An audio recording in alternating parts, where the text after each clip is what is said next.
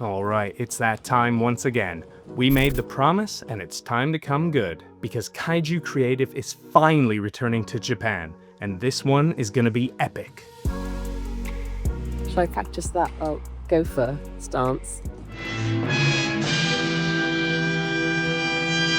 And this time my partner in crime on the trip is Nichola, who will let off just this once for mixing up a gopher and a chipmunk, because naturally, we're only running on a few hours of sleep leading up to our near 14-hour journey from Heathrow Airport in London all the way to Haneda over in Tokyo. This time out, thanks to some air miles and a companion voucher, we've managed to snag ourselves some premium economy seats, which should make the ride a lot more comfortable, but who am I kidding? I don't think I'll ever be fully at ease on such a long-haul flight, but at least the pot of gold at the end of this rainbow is well worth a few uncomfortable hours at 35,000 feet.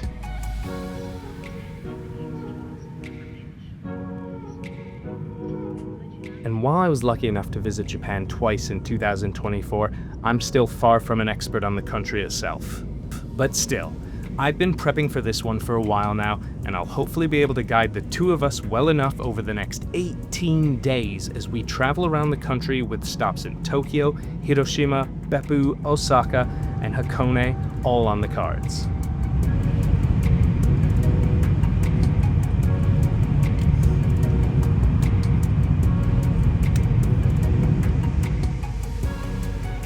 With a jam-packed itinerary, there won't be much time to stop and smell the roses in between. It always feels a bit like a dream once you touch down in Tokyo, but it won't be very long now until the adventure can truly begin.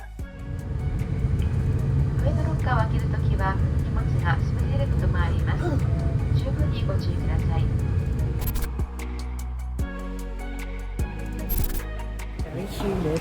Very humid, you made it. Humid! After a quick bag drop at the hotel, we hit the pavement in Shibuya, first paying our respects to the best boy, before heading over to a relatively calm scramble crossing. It was a weekday morning after all, so the chaotic crowds had yet to materialize, and on a beautiful day like this, I thought I'd bring Nichola to the nearby Miyashita Park to take in a bit of fresh air and sun in the center of this concrete jungle. Now ideally, I want to explore as many new places as I can on this trip. But it's also Nichola's first time in the country, so naturally, we'll be stopping at a few familiar places along the way, including the Parco building and the Nintendo store. Despite it being the Switch 2's launch day, that wasn't the reason we were here though, because there was another new shop at the Parco building that I had to visit. That's right, it's a brand new Godzilla store that had only just opened a few weeks before we arrived in Japan. Like a lot of the character stores, this Godzilla store Shibuya is just a small portion of the floor space here in the Parco building. But despite the small square footage, this Godzilla store still packs a punch, especially with this amazing burning Godzilla statue which greets guests with lights, sound, and music from the franchise. But I can't fall into my normal traps just yet. We are mere hours into this 18-day trip, and there is so much more to see and potentially add to my collection down the road. So cool. Leaving the big G behind, for now, we strolled down Harajuku Cat Street, en route to the Tokyo Plaza, another spot that I'd been to on a previous trip, but this time we are here for some nice views and, better yet, our first meal of the trip. The first day of the trip was always going to be a little bit random because we weren't sure how we'd feel after the long journey, so we were just sort of going with the flow. We still had a bit more time before we could check into our hotel officially, so we were on the lookout for some more green space to take in some nice vitamin D. And luckily, the Shinjuku Gyoen National Garden should do very nicely. This 144-acre garden lies in between Shinjuku and Shibuya and has been around since 1906. Now operated by the Ministry of the Environment, this space blends 3 different styles, including French and English landscapes in addition to traditional Japanese ones.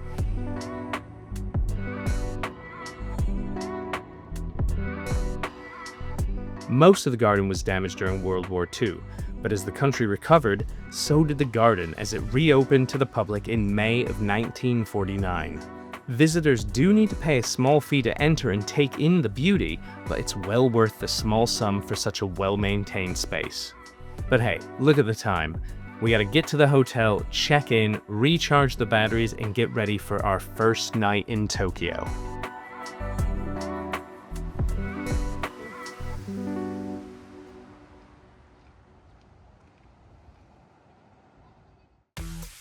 And while it may not have been the epic all-nighter that we thought it could have been, we still managed to have a pretty good time.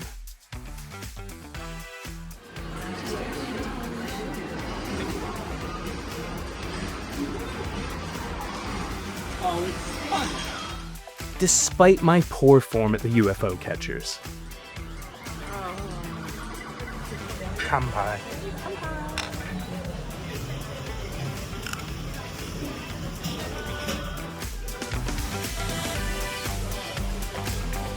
And it was at this time that food, alcohol, and lack of sleep really started to hit us, so we decided to wrap things up for the night and say goodbye to the Kabukicho Tower. And you know how it goes, we had to stop at a combini on the way back for some snacks. And for Nichola to learn a very important lesson about the bin situation in Japan. Loving the bin situation. You could have bins and just empty them in a really tiny fashion. Just saying, hashtag change your entire quote. She doesn't get it. Now if you'll excuse me, I think it's time for a nightcap.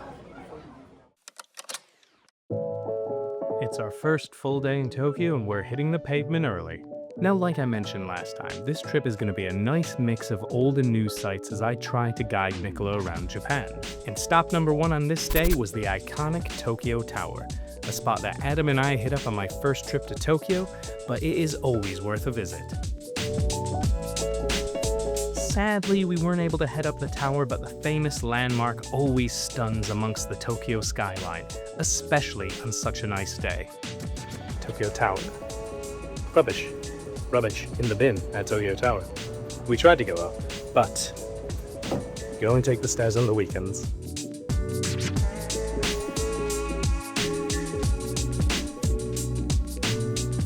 And she is, world beater, trying to take a photo.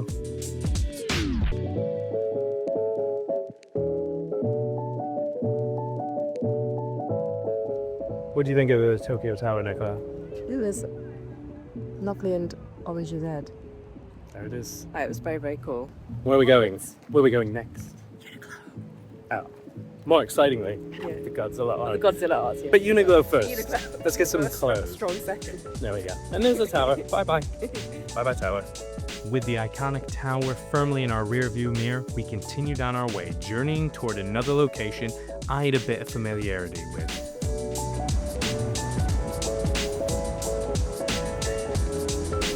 Roppongi Hills and the Mori Tower, the 6th tallest building in Tokyo. That's the Mori Art Museum. It's up there somewhere, on like the 53rd floor. Adam and I went up the tower on our first trip as it featured a free observation deck with amazing views of the city. The viewing deck now requires tickets, but that's fine, as we're not here to look at the skyline today.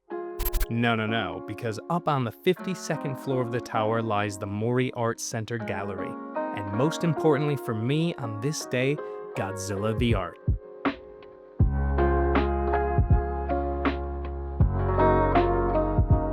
Upon entering, visitors are immediately dropped into an environment that feels as if Godzilla himself has laid waste to it, dropping you into the fallout from the cultural icon. Featuring a diverse assortment of art pieces celebrating the impact the Godzilla films have had on artists from around the world in celebration of Godzilla's 70th anniversary. The exhibition showcases various art forms, featuring a number of interpretations of Godzilla from a whole slew of contemporary artists from Japan, such as Tadanori Yoko, Miran Fukuda, and Motohiko Odani, whose pieces all stemmed from one question: what is Godzilla? And as it turns out, there are a lot of unique and beautiful answers to that question.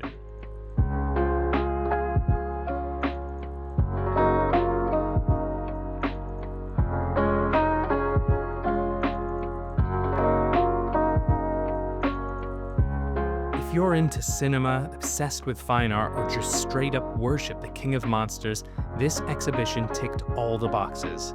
It's not just about Godzilla, it's about what Godzilla means, how it's evolved, and where it might be headed next.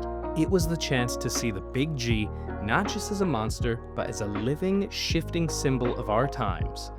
And I, for one, was so glad that we were able to also experience it before it packed up shop at the end of June. But despite what I might want, this entire trip cannot be all about Godzilla. At least, I don't think so. So after getting a few more steps in, it was time to grab a bite, and I thought it might be best to try to tick off one of the quintessential culinary experiences in the country, conveyor belt sushi, more specifically, sushiro. Much like Kura Sushi, Sushiro specializes in cheap grub that is delivered direct to your table via conveyor belt. But just because it's cheap doesn't mean it's not good. There's a reason, after all, that Sushiro has been around for 40 years and has over 500 locations in Japan alone. The food, while not Michelin star quality, is certainly far from bad. In fact, I'd go as far to say it's better than most of the low-cost sushi options around the world. Though maybe natto wasn't the way to go. What do you think? Very good. It's sticky. However, mozzarella and pesto proved a surprisingly delicious combo with salmon. That is good mix. And the menu, of course, goes beyond just the various forms of sushi. Noodle dishes, tempura, and of course, desserts are all here.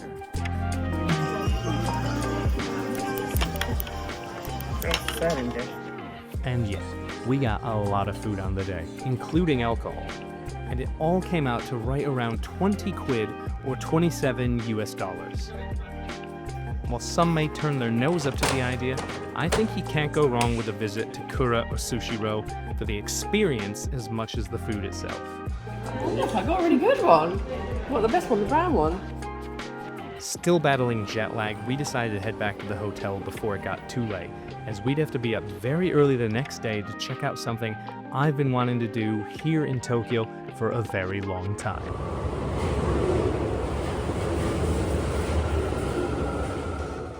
Morning. Good morning. Where are we going, Nicola? Oi, the racecourse. What? Yeah, that's right. And specifically the Tokyo City Flea Market.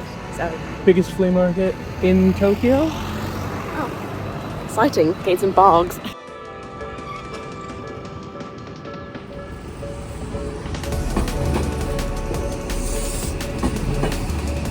It was going to be another early start, as Nicola and I had a long trek ahead of us, from our Shinjuku adjacent hotel all the way to Shinagawa City, to hit up the Tokyo Flea Market at Oi Racecourse. Tokyo's biggest flea market, which takes place nearly every weekend, weather dependent, attracts anywhere from 300 to 500 vendors, and thousands of visitors all looking to find hidden treasures and amazing bargains. The market runs from 9 a.m. to around 2:30 p.m. most every Saturday and Sunday, and bargain hunters can find everything from clothes and electronics to homeware, art, toys, you name it, and there is most likely a stall here selling it. It has some fan shirts. You like fan shirts? I want to get a fan. I'm being serious. I want to get a fan vest. So we arrived just around opening and found the crowds pretty relaxed. However, within an hour or two, it started to fill up considerably with a mix of locals and tourists alike. Thankfully, the large area in which the market is held meant that despite the crowds, it never felt claustrophobic. 1,500. Beyond hunting for the best deals, visitors can also grab food and drinks from a number of vendors on site. 2つラテアイスお願いします。 It would be so easy to spend half a day here, open to close, exploring every nook and cranny of the market. But sadly, we don't have that luxury. We probably did about 2 or 3 laps, and I know that I probably missed so many cool items. It's easy to tell why this flea market is such a hit with locals and tourists alike.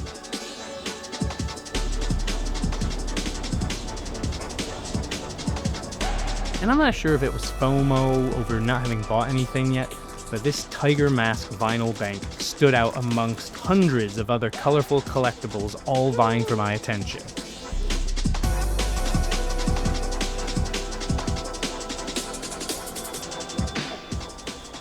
Arigatou gozaimasu.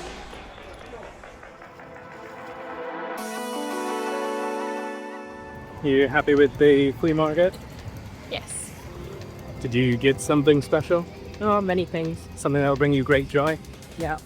A hot morning spent under the baking sun behind us called for the serenity of an air-conditioned train ride back to Shinjuku to drop off our flea market finds and refresh ourselves for the second half of the day.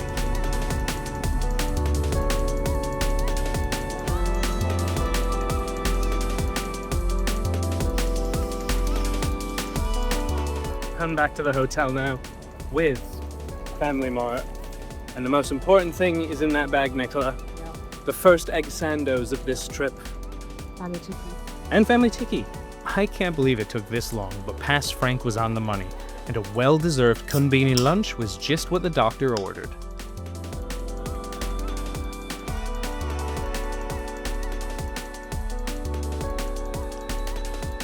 Oh, so refreshing. So let's see how Nichola and I made out at the flea market. Not too shabby if I do say so myself. And this vinyl tiger mask is pretty amazing. But we can't just eat egg sandos and drink chuhai all day, can we? Actually sounds pretty good. But not this time. We were back riding the rails, with a few changes along the way as part of another long journey in front of us as we headed north to Saitama. Located near about 30 kilometers from central Tokyo, Saitama is home to our destination for the afternoon, the Railway Museum. What can I say? Your boy likes him some Japanese trains, and this museum delivered the goods. Opened in October of 2007, the Railway Museum was built and operated by the East Japan Railway Cultural Foundation and is a pretty impressive sight to behold. It encapsulates the entire history of rail travel in Japan and features a number of interesting and interactive exhibits catering to both children and adults alike.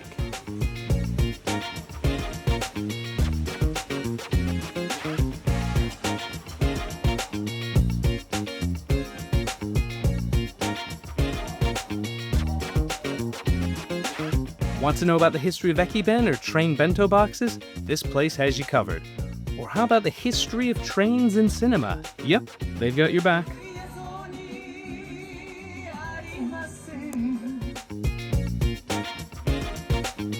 It was an impressive space, and train geeks, myself definitely included in this instance, would no doubt have a great time, and it's definitely another spot that you can easily lose several hours to.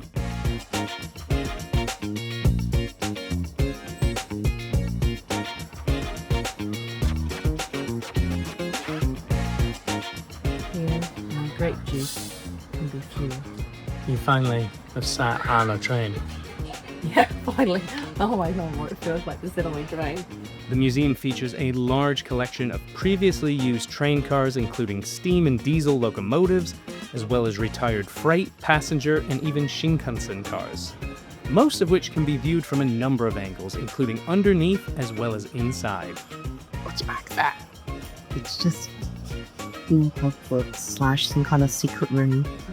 In addition to the massive real train cars that you can explore, the museum also features a large number of simulators covering seemingly all aspects of driving and conducting.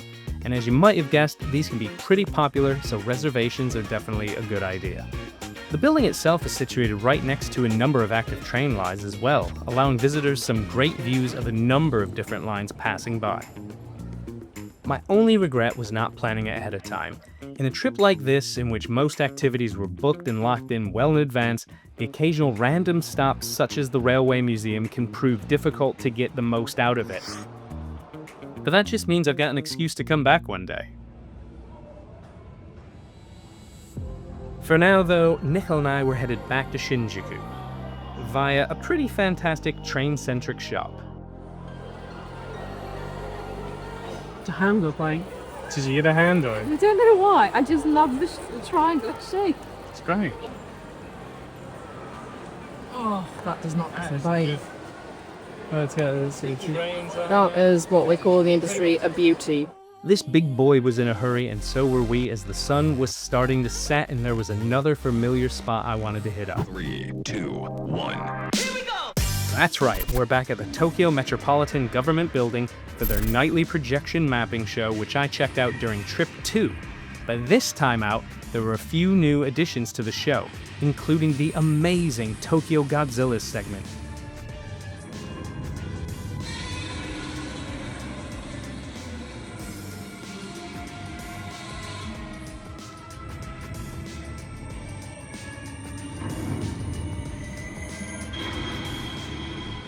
Featuring a number of the most popular iterations of Gojira, all laying waste to the Japanese capital.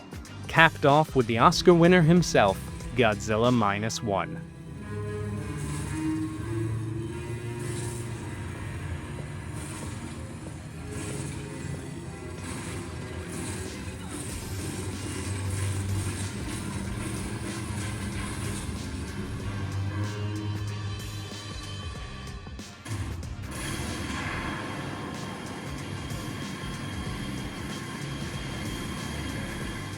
And there was also a new Gundam-centric segment which dazzled, and a number of other past segments that wowed the crowds.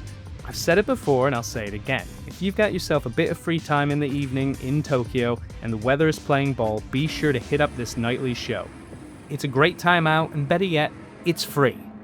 Wrapping things up for the night, Nichola and I hit up Bar Nope in Shibuya, and one look at this place should make it pretty obvious why I directed us to this location. I mean, it's pretty obvious. Look at it. Look at it! It's filled from floor to ceiling with Americana and toys from the late 80s and early 90s. What do you have against Gumby? He's incredibly irritating. Gumby hate notwithstanding, I could have spent all night gawking at all the amazing toys hanging off the walls in this eccentric little spot. Between the sights and sounds, a great 80s playlist, and some delicious drinks, this place lived up to and exceeded expectations. A must stop if this sort of thing is your vibe. It's actually great. It's got like a mild wine vibe.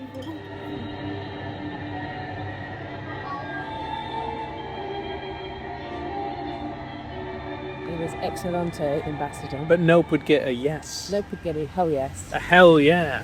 I found yes. I loved it. It was great. Atmosphere, and it's fantastic.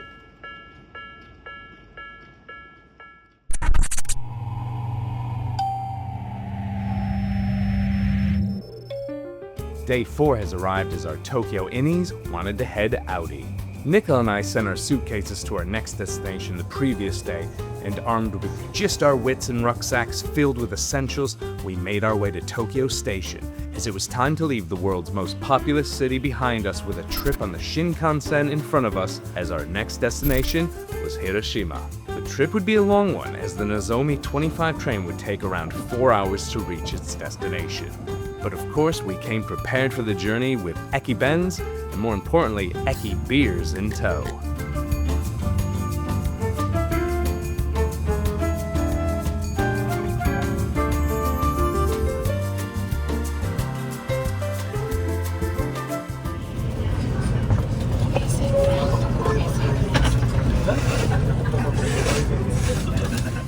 With the libations flowing, we sat back and enjoyed as the views of Tokyo rapidly gave way to countryside, and before you know it, well, 4 hours later, we had arrived at our destination, Hiroshima.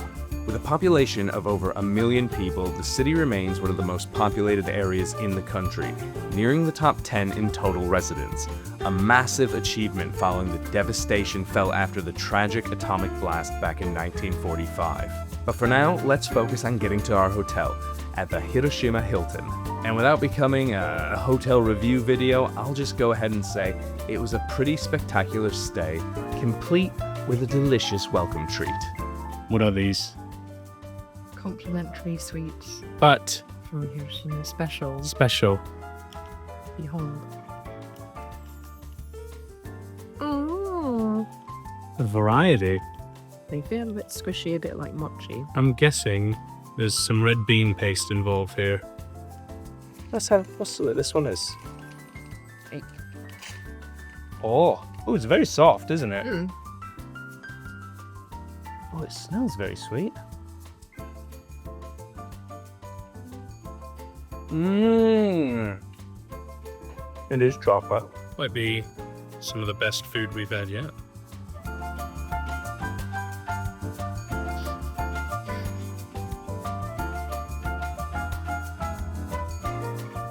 You have a chocolate one, you bastard. Well, no.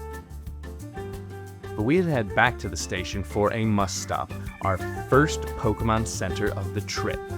The Hiroshima branch had recently undergone a full-scale renovation and had just reopened to the public in April of 2025, and it did not disappoint.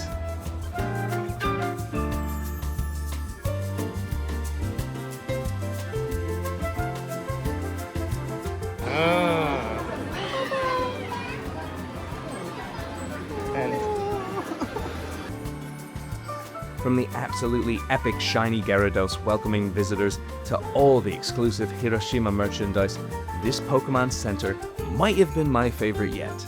And somehow, I wasn't even the one who ended up buying most of the stuff. Pokemon Center Hiroshima? Yep. You bought a lot of stuff? He's sleeping. He's got a headache. Spirit animal. 110% a must-visit for fans if you're heading through the area. But now, it is time for the good stuff. Aside was a local okonomiyaki shop located in the Naka ward of Hiroshima that I found through a bit of research. And I know I'm gonna have people screaming at the screen that I should have went to the Okonomamura, aka Okonomiyaki Village, a building featuring over 25 restaurants specializing in the savory pancake. But I wanted to, and believe that I succeeded in, finding a truly local gem. And more importantly, something a bit less touristy. Seafood special. Dodo. Arigatou gozaimasu. Plus, as with most things in these videos, anything we didn't manage to get to on this trip simply gets carried over to the next. But with a belly full of delicious pancake, that was it for day one here in Hiroshima.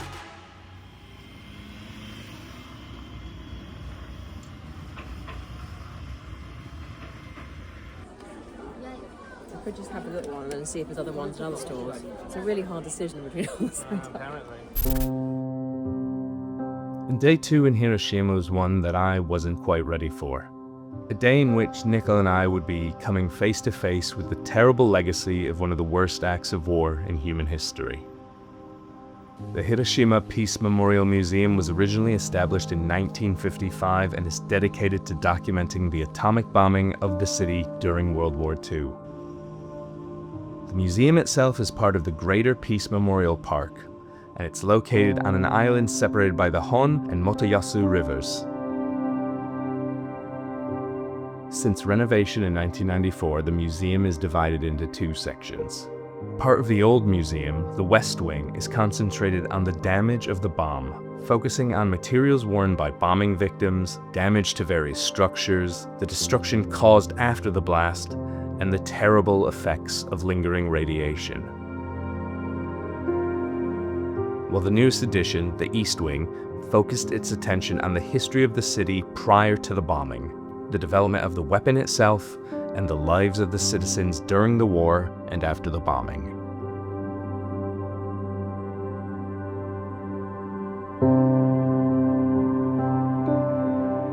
And while the museum certainly took an emotional toll, it strives to teach a valuable lesson to modern society about the dangers of such a terrible weapon, as well as a call to peace.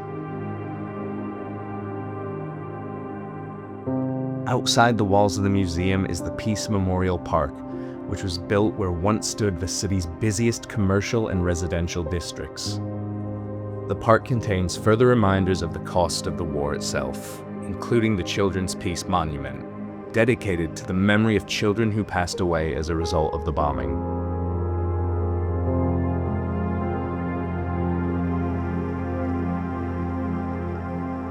And perhaps one of the city's most famous sites, the Genbaku Dome, commonly referred to as the Atomic Bomb Dome. A World Heritage Site, the former Hiroshima Prefectural Products Exhibition Hall's remaining structure was one of the few buildings left standing near the bomb's epicenter, mainly due to its stone and steel structure. And it remains frozen in time, standing almost exactly as it was following the bombing on August 6, 1945. Like the park and museum, the dome stands as a stark reminder of the horror of war and why we, as a global society should look toward peace, especially looking through the lens of the modern world, when we seem to be on the edge of oblivion at any given moment.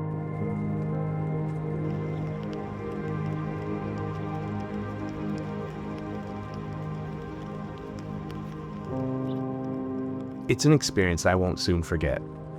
One that hit me harder than anything I could have expected, but also one that showed me, like the city itself, that we can build towards something better. But for now, let's turn the page and brighten things up a bit, as directly across from the atomic dome stands the Hiroshima Orozuru Tower. This is the most whimsical elevator I've ever been in. It's joyous. I'm here for it. This 50-meter tall tower stands as one of the few tall structures near the Peace Memorial Park, and its top-floor viewing decks offer up some amazing panoramic views of the city.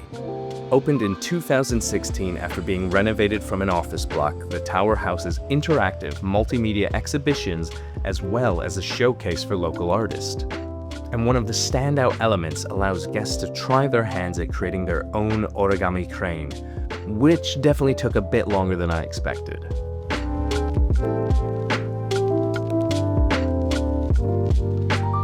Oh, this is really good. Genuinely impressed. Upon completion, you are welcome to drop your creation down the Orozuru wall, a glass wall filled with paper cranes folded by visitors. It's said that the Orozuru wall is filled with hopes and wishes gathered from all around the world. The wall itself was built to hold 1 million paper cranes, and it topped that number in June of 2024. Oh yeah, and there's a slide. Let's go down the slide.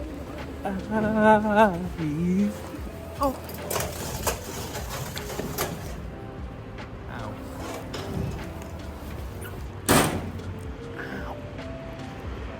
It's a slide for you. Maybe pick up some speed. Come crashing down. See, she had to stop herself or else she would have been injured.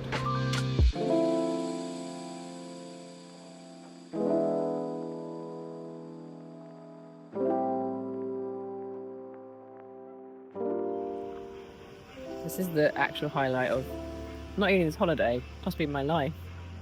What is it? It's a very small stylus, which clips on. It's not a stylus, it's an No, actual it's a pencil. It's a pencil. But do you think once the lead goes away, you could use it as a stylus? Yes. After brightening our mood with an art-filled scavenger hunt down the tower, it was time to head further into the city to explore and find ourselves a bit of food to continue fueling our day. And while Yoshinoya might not be at the top of every tourist must-hit spots, the chain, which specializes in gyudon, or beef bowls, has been in existence since 1899, and with over 1,200 stores in Japan, it obviously remains a popular spot for low-cost, tasty food. As the sun dipped below the horizon and our final night in Hiroshima was drawing to a close, I had to try to get my retro gaming fix. Luckily, there was Lepton, a small game shop located near our hotel, which had a pretty amazing stock of both modern and vintage gaming goodness, including a very tempting piece of gaming history.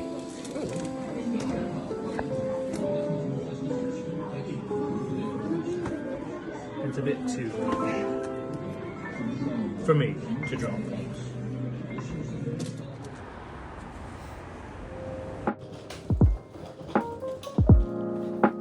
Bring your bag. Our all-too-brief stay in Hiroshima was over, and after sending our bags ahead to Osaka via Kuroneko baggage forwarding, it was time for a rainy stroll back to Hiroshima Station. Wet start to the morning, leaving Hiroshima and heading to Beppu. Shinkansen and then on the Sonic 23 train, in the green car no less.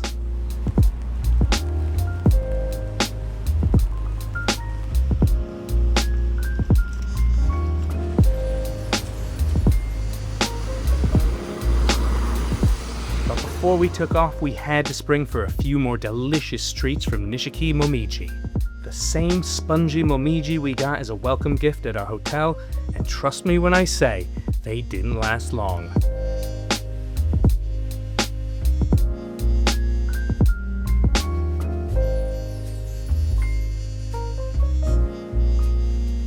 retreat secured now, we headed up to the Shinkansen platform as we'd be back on the Nozomi 15, only this time we were heading from Hiroshima to Kakura, which was thankfully a much shorter journey than the nearly 4-hour ride it was from Tokyo just a few days prior.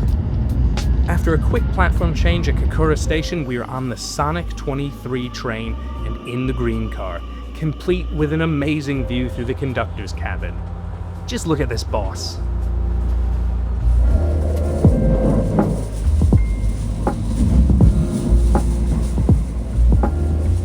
Japanese trains being what they are, we arrived at Beppu Station right on cue, and from there it was only one more quick local train to Beppu Daigaku, which was the closest port of call for our upcoming accommodation. As I mentioned already, Nichola and I had already sent our bags ahead to Osaka, which meant we were armed with just our rucksacks and a few essentials to get us through the next 2 relaxing, slowed down days. And oh boy did we have the perfect place to kick our feet up and relax. Welcome to Nagamitsuki, a ryokan tucked nicely into a quiet residential area of Beppu.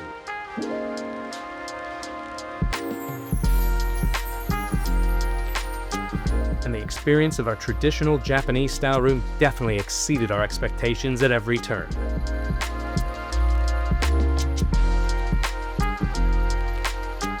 Tatami mats line the floor with comfy futons on top for sleeping. But really, the main draw here had to be the private onsen. In fact, all 12 rooms at this ryokan come complete with their own private open-air bath, in addition to a male and female public bath as well, for the more adventurous among us. And while the natural hot spring water took a bit of cooling down, once we found the right temperature, it was like our own little slice of heaven.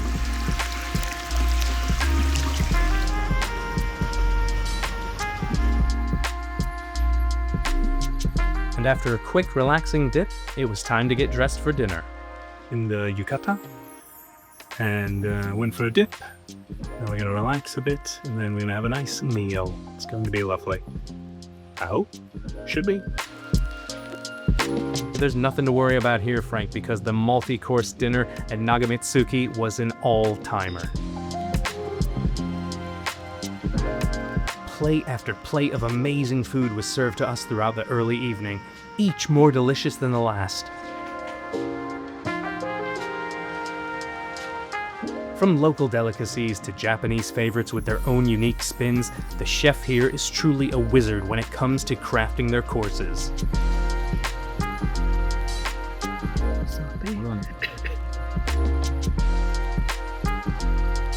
And of course we had to spring for a bottle of some local sake from the region.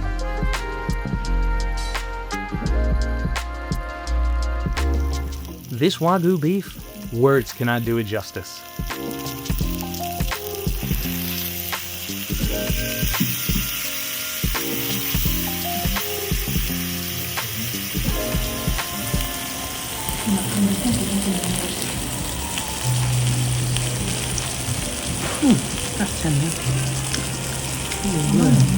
If heaven was a meal, then I must have died at some point during our journey to Beppu.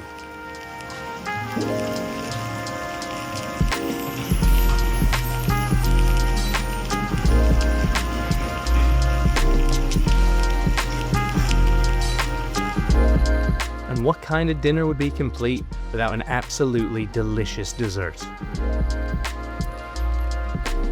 Let's get back in the room now, get these yukatas off, and go for another dip in the onsen, as day 1 in Beppu comes to a close. It's a bit crazy to think that 6 days are already behind Nichola and I as we start our 2nd day in Beppu and 7th overall in Japan. After one of the more relaxing evenings we could remember, it was time to get out of the ryokan and check out a little bit of what Beppu itself had to offer.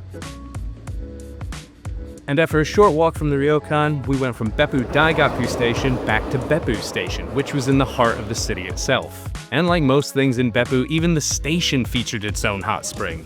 Beppu is a city and spa resort on the southern Japanese island of Kyushu. With a population just north of 100,000, it's home to more than 2,000 onsens, drawing in both local and international visitors.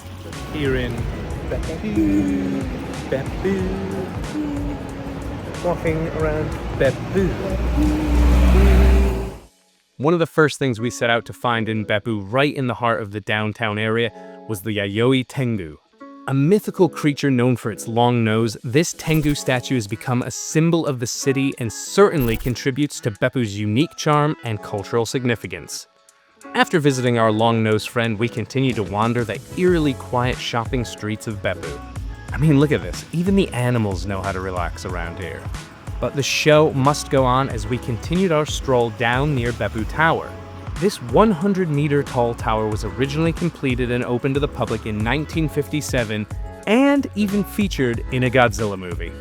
And look, I know you're not going to believe me here, but I didn't even know that going into this trip. It's just sort of a bonus. This fairly overcast day wasn't going to bring our moods down, as not far from the Beppu waterfront was a place I'd been telling Nichola about for some time. A place I just had to introduce her to.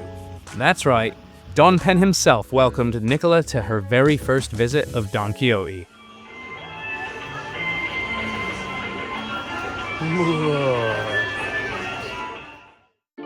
After picking up a few souvenirs, it was time to head to our next destination, this time via the Beppu public bus system. And weirdly, despite this being my third trip to the country, this was really my first time riding a public bus in Japan. While researching previous trips to the country, I couldn't seem to find out one way or another if there was a single right or wrong way to do things. As it turns out, like many aspects of the country, various etiquettes can differ from city to city. But with a little push from Nichola, your boy became a brave little soldier and finally took the bus. After a 15-minute ride or so, we had finally arrived at our destination, the Chinoike Jigoku, or Blood Pond Hell.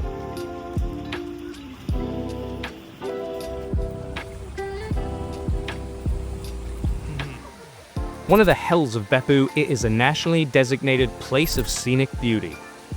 The hells themselves are actually 7 spectacular hot springs, which are used for viewing rather than bathing, displaying steaming ponds of various colors, bubbling mud pools, and other hydrothermal activity. Most visitors to Beppu will probably set out to visit all 7 hells, which can be done in a single day.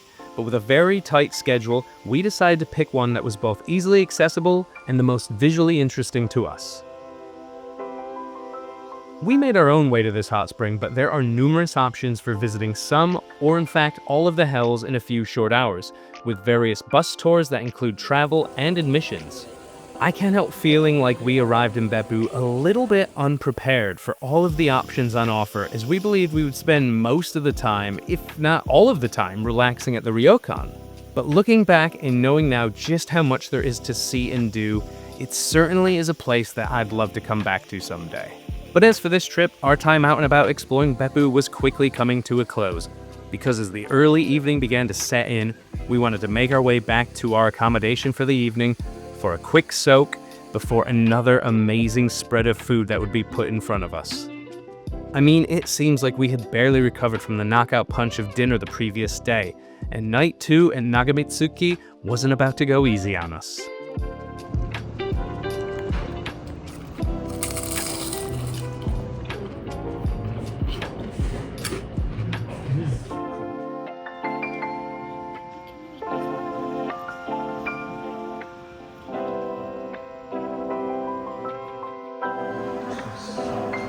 You okay? So after tucking into several all-new and all-delicious courses later, it was time to tuck into bed. But before that, let's take a look what's on TV.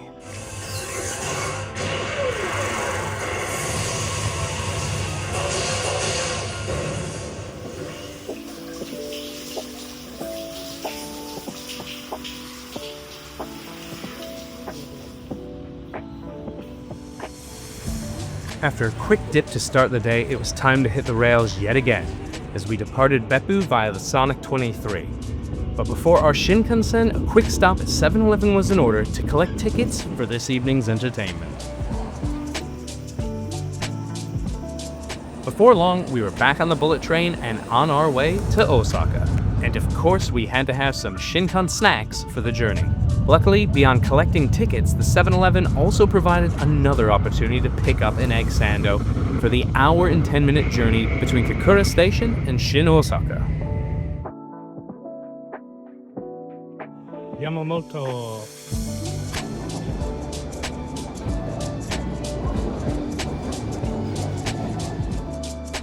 So here I am, back in Osaka after nearly a year and a half. Let's hit it.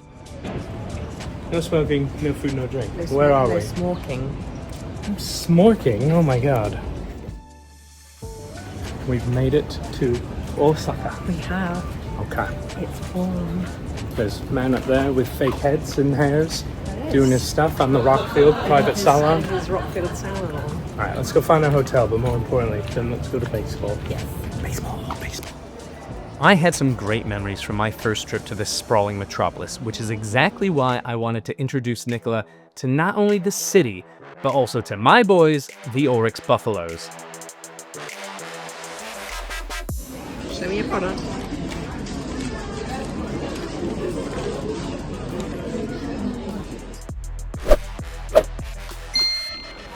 And while during my first trip to Osaka we managed to catch a preseason game, the goal from then on has always been to make it back for regular season baseball. And on this mid-June evening, I would be doing just that. He's not even playing. And the game itself was actually pretty entertaining, especially as mid-season baseball goes, because it doesn't have the best reputation. They call it the dog days of summer for a reason, but the Oryx Buffaloes came out swinging, playing 2 runs in the first inning, and I was buzzing. And our starting pitcher for the day, Anderson Espinosa, despite how I might have felt about him going into the game, pitched well enough to keep us in the game, despite having to get out of a few hairy situations.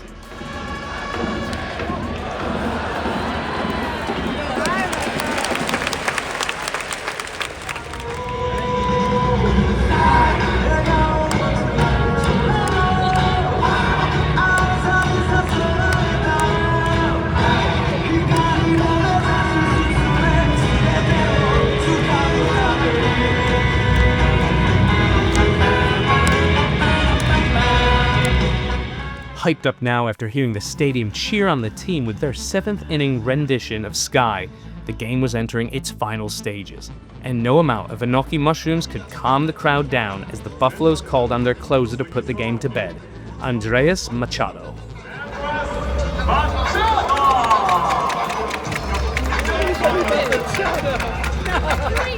But up 2 runs with 2 outs in the 9th inning, hopefully our man on the mound could send this Oryx fan home happy.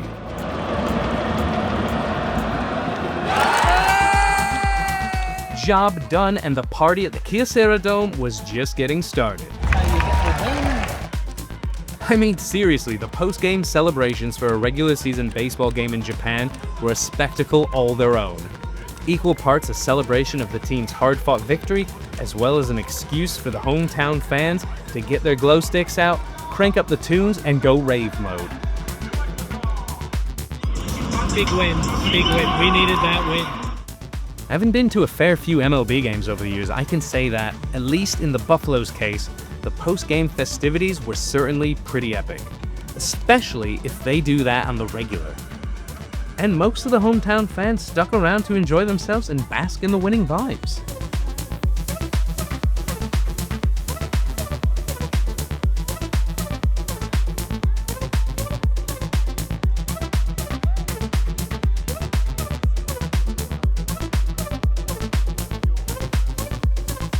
Great feelings.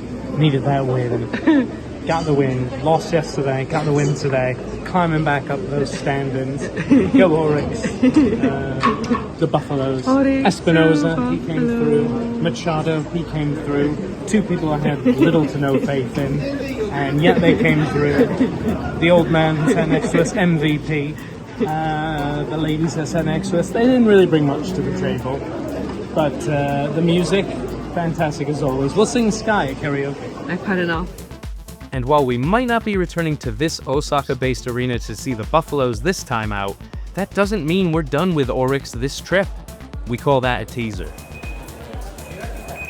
But for now, it's back to the Dotonbori area of Osaka as Nichola was set to get her first taste of the wild nightlife that this city has to offer. This is a bit chaotic. Cheesy buttery around. Cheesy buttery around, lots of people, lots of chaos. And of course, with a few baseball beers inside me, I decided to take on the role of tour guide, as obviously my one trip back here in 2024 made me an expert. Or not. So the famous thing, that's the Glyco Man.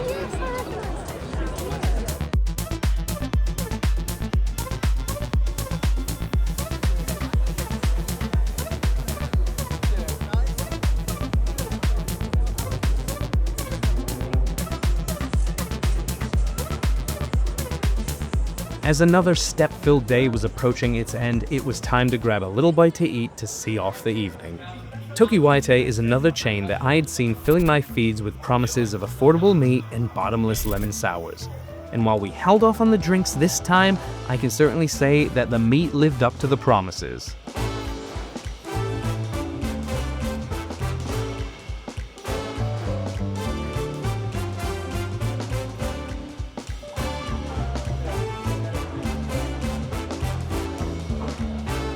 And look, I can admit, my grilling form could use a little bit of work, but the prices and quality of the food here make this chain one to not miss. But our Osaka adventure is just getting started.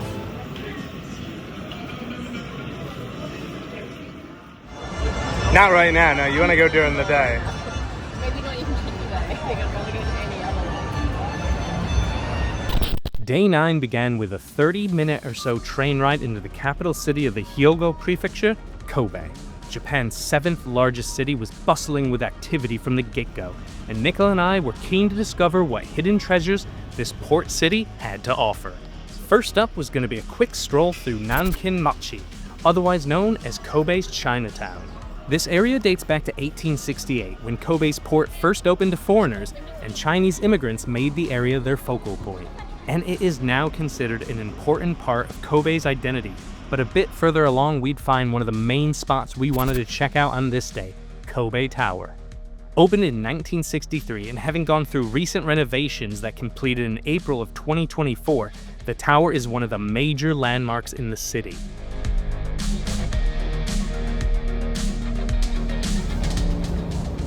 Views for days. Yeah. Up here on the Kobe Tower. Taking in the sights.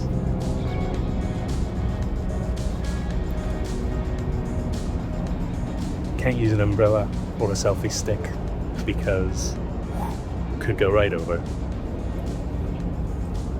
But not a bad way to spend a sunny day. This 108-meter-tall tower was designed to look like a Suzumi, or a Japanese drum, and features amazing 360-degree views of the city throughout. The top 5 floors of the tower encompassing the sightseeing levels feature all sorts of great spots, including a rotating cafe. You can see that's getting closer to my head. Soon it'll be a test. 20 minutes for a rotation. Is it? I think so. What do you got? Observation deck. Art gallery. Rotating cafe, restaurant. That's where we are, yeah. Gift shop. And then stairs down. Gonna go everywhere. Fuji.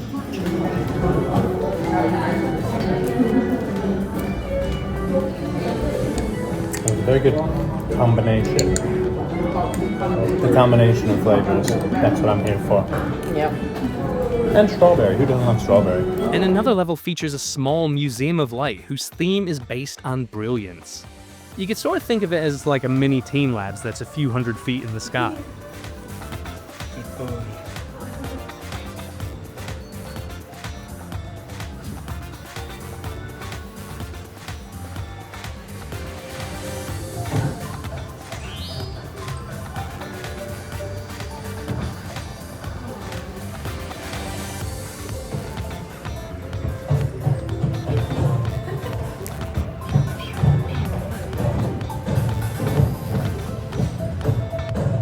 Don't believe it. I drink honestly.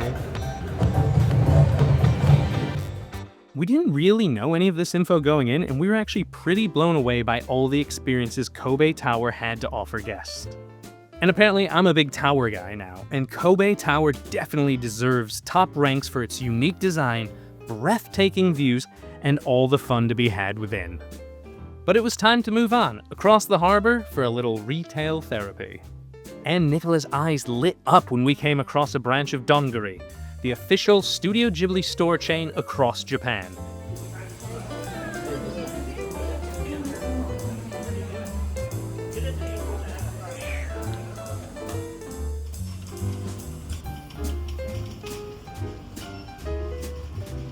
And there was a little shop nearby that even piqued my interest. But you know how these videos go by now. After spending most of the day walking, we began to build up a pretty big hunger, and thanks to one of my favorite creators online, I knew exactly where to head.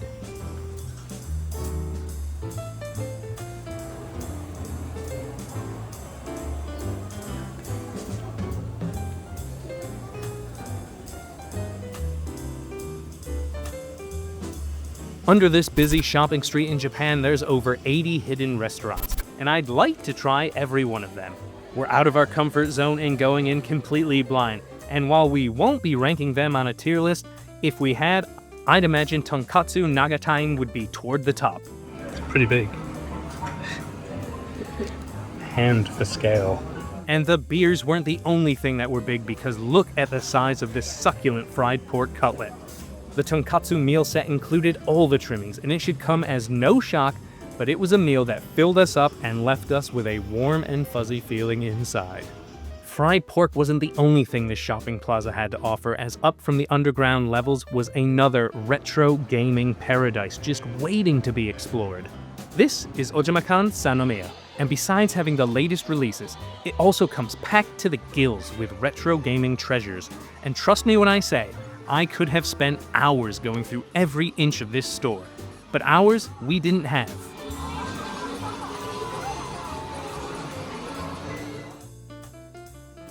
What did you get, Frank? Many things, many treasures. Spent all day there.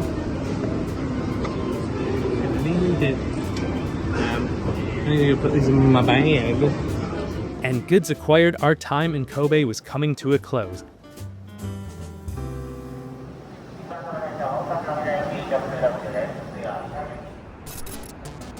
Alright, just back in from a little stroll to book off here in Osaka, and picked up a lot today. Considering the first time we came to Japan, I very much said I'm not into the retro gaming vibe of Japan and doing all that. I was more interested in the toys and all that. We've turned a corner here because it's a bit hefty. That, my dear friends, is a Sega Saturn, and complete with all the accessories. Does it work? Who knows? With my luck, probably not. But either way, very happy to have this. I wouldn't call them mistakes. I call them investments. Investments in my joy for the future. Still can't believe it.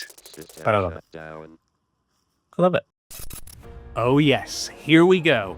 Universal Studios Japan. Opened in 2001, USJ is one of 6 Universal theme parks around the world and the first to open outside the US. And it is a spot that has been toward the top of our list ever since the planning for this trip began. USJ, Universal Studios Japan. Where we go? We're gonna run for Harry Potter. The park is spread over 130 acres and features 11 different areas for guests to enjoy. And chief amongst those was the 10th of these areas, the Wizarding World of Harry Potter, which opened back in 2014.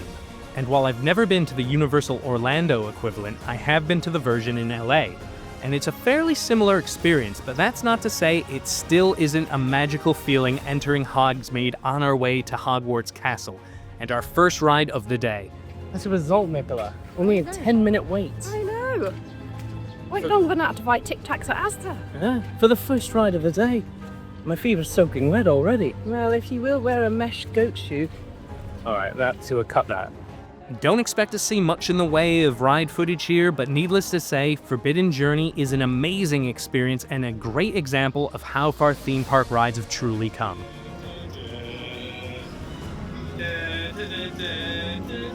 Uh-oh. It's all getting scary.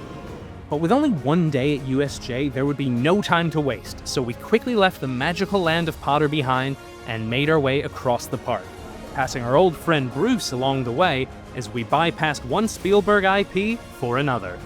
It was time for the Jurassic Park area, which has been around since the park opened in 2001.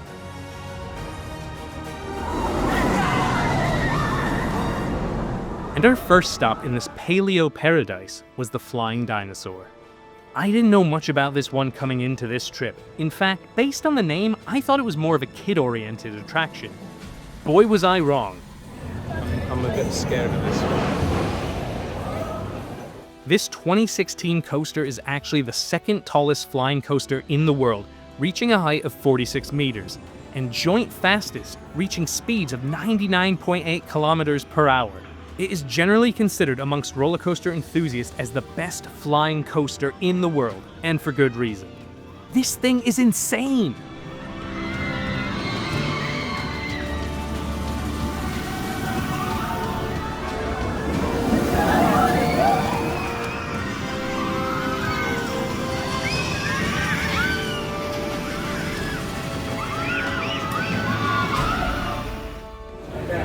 What did you think of the flying dinosaur? I think my hair says everything. It was great. Quite the drop. I can barely walk.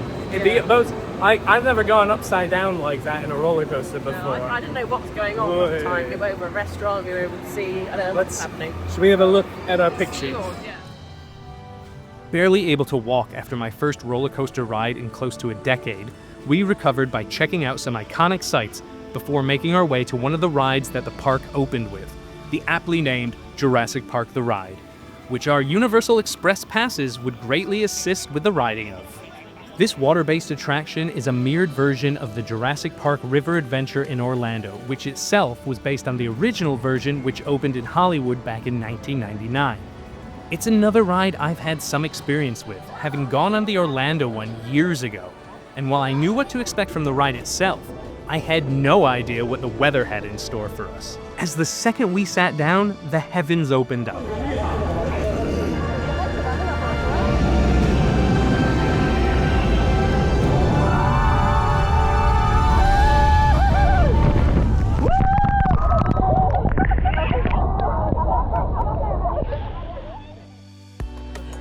Very wet. Look, my trousers right. That's so wet. Way too wet. Soaked to the bone now, we tried to take shelter and dry off as much as possible in the gift shop. I love this guy.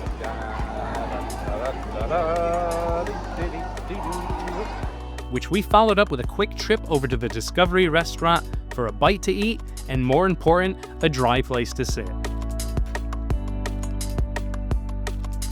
And while we didn't have an extensive taste test of the menu, I can say that what we did eat today tasted better than your average amusement park grub.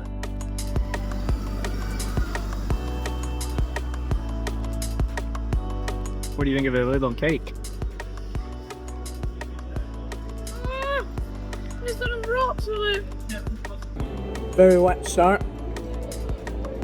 We went on Jurassic Park the ride, knowing we'd get wet, not knowing we'd be part of a downpour. It was bad timing because look, now it's basically this bad. Yeah. thunderstorm. There's 5 minutes of just intense wet. Right, yeah. But you can get a highball at Universal Studios, so come by, eh? I'm gonna get a breezy drink later. Imagine the thrill of that. That's Strong. oh, it's not yuzu highball. It's just a highball, so it's like a whiskey. Oh. I'll see.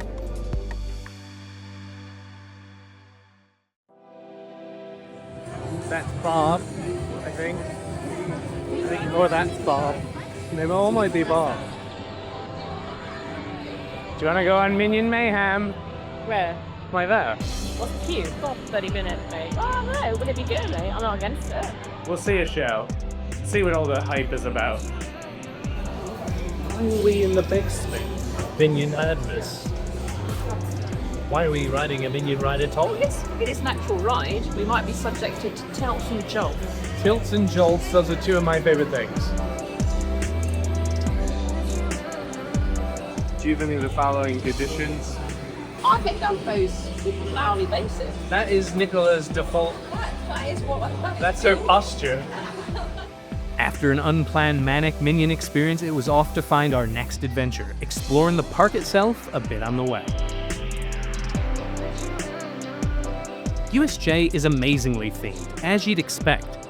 You'll find yourself walking seamlessly between the San Francisco waterfront and New York City streets, passing iconic spots like Mel's Diner and even a few Hollywood stars along the way.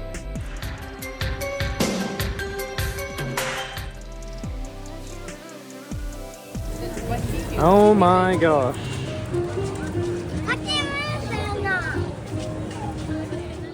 But now, it's time for the main event. That's right, we are warping ourselves into Super Nintendo World and see what Mario and friends had to offer. Opened up after several delays in 2021, Super Nintendo World is the 11th and newest area of USJ.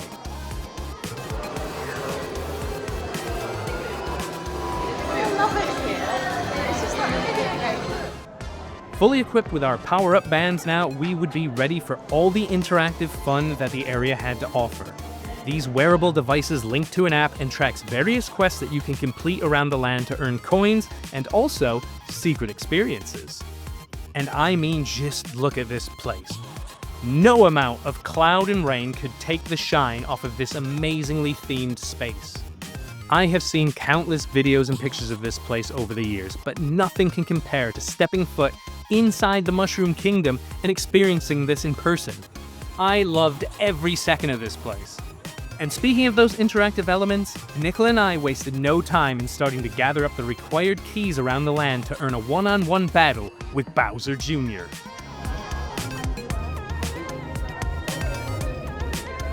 Another thing worth mentioning, and I'm sure this is true at all Universal locations, but the crew members really did add so much to the experience, with their never-wavering enthusiasm in the face of thousands of guests and gloomy weather to boot.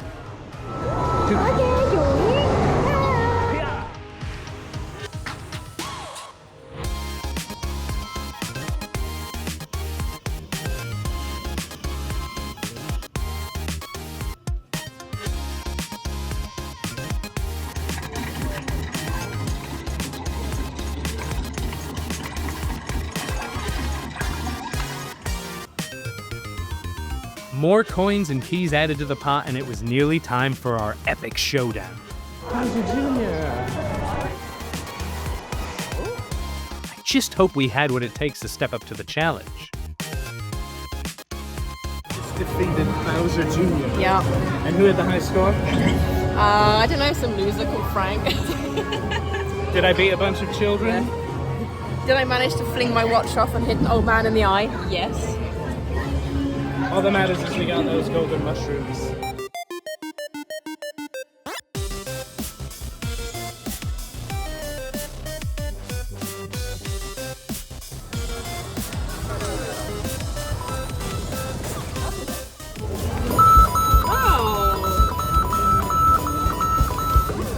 What party? Bowser Jr. brushed aside, and we trekked across the land because while we had done our best to gather coins and cred, there was also a ride, funnily enough, at this theme park to, well, ride. Mario Kart Bowser's Challenge, or Koopa's Challenge here in Japan, opened with the area in 2021, and it's an augmented reality dark ride and main attraction in this portion of the park. And like most modern rides at theme parks nowadays, the queue itself is part of the show. This one was filled with so many Easter eggs for fans of the long-running franchise to geek out over, myself included.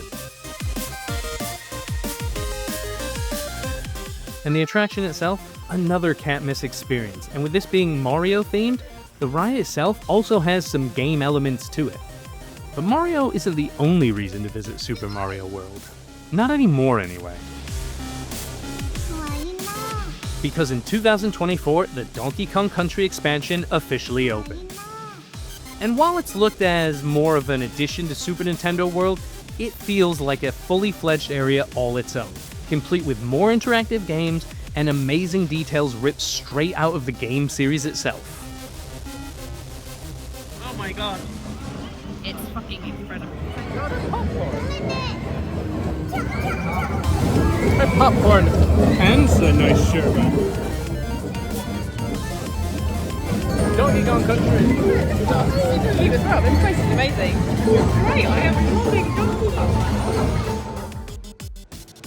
And of course, it also has an anchor attraction of its own, which is well worth the wait to ride.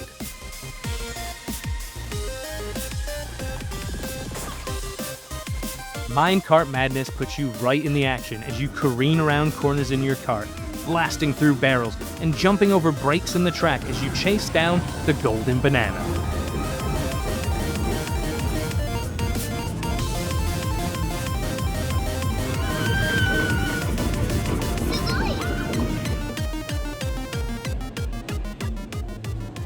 High scores achieved, and we said goodbye to Super Nintendo World. But with the time ticking away, maybe there was just enough left to hit up an old friend for one more spin. Just did the flying dinosaur a second time. Might be the best ride here at Universal Studios Japan. Maybe not. Very exciting either way. And I get very queasy right before it drops every time. We had an absolutely amazing time at Universal Studios Japan, and despite the Universal Express system being a bit confusing to sort out, for the most part we were able to ride everything we wanted with minimal waits. If you go to USJ, it's definitely worth springing for, especially if you only have one day at the park like we did. Another thrilling day in the books here in Osaka, and we've still only scratched the surface of this enigmatic city. The sun was out, and so were we, on a day that we were set to explore everything Osaka had to offer. He's a happy boy. You need more wind, more breeze on this hot day. See that? Sweaty. And day 11 would begin with a familiar sight as we made our way to Osaka Castle. Hot one today, after all that rain yesterday. Eventually I might stop complaining about the heat. Probably. What's there? Chicken boys are back in Osaka.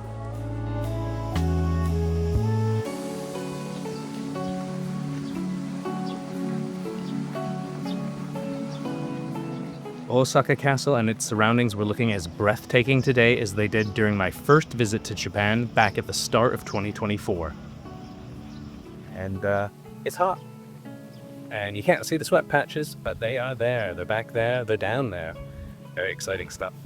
Alright, I think that's the last time I bring up the heat. For a little bit anyway. But back to this amazing castle. Without repeating too much info from the first time we came to this site, the construction of the castle dates back to 1583 and was originally envisioned to become the new center of a unified Japan under Toyotomi Hideyoshi. Yes. Having been rebuilt several times, the structure as it stands today is a major tourist destination, and the surrounding park welcomes over 2.5 million visitors per year. And on a day like today, you could easily see why.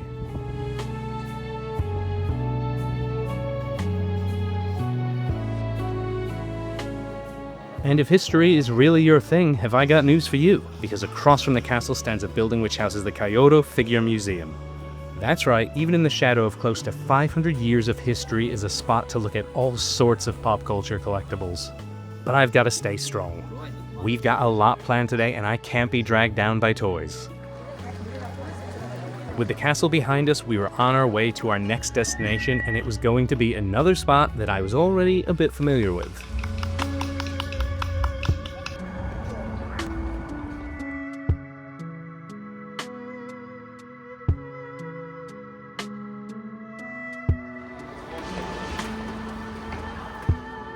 Short metro ride later, and we were greeted by the Tsutenkaku in the Shinsekai district of Osaka. And I knew exactly where I wanted to head to first. Back at the start of March 2024, Adam and I visited the retro arcade Zarigani and found all sorts of fun to be had with its amazing selection of retro Japanese arcade cabinets featuring some familiar and some entirely new experiences to be had. Some might have found it a bit run down, a bit dated, but we were instantly clicking with the vibes on offer at this multi-floor collection of arcade treasures. It was one of those spots on the first trip that I wish I could have spent so much more time in. But you know the deal with these trips by now. There's just too much to do to stick to any one location for very long. And I'll truly regret the decision to not spend a bit more time there. I don't think that went very well. Because on January 21st of 2025, a large fire broke out just before 5 p.m. A fire which took over 40 fire trucks and helicopters around 2 hours to contain. In that time, the fire ravaged the 5-story building which housed the arcade and left one worker with minor injuries.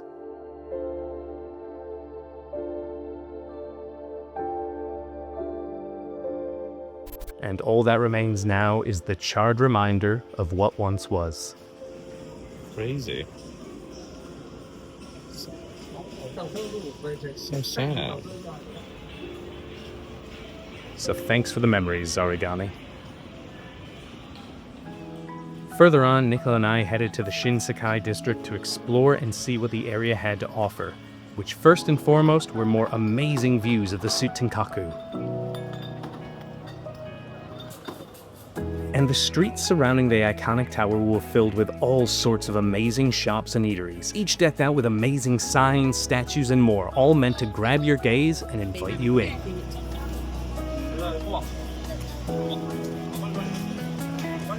Osaka is known as Tenka no Daidokoro, or the nation's kitchen, and with each new side street explored, it was easy to see why.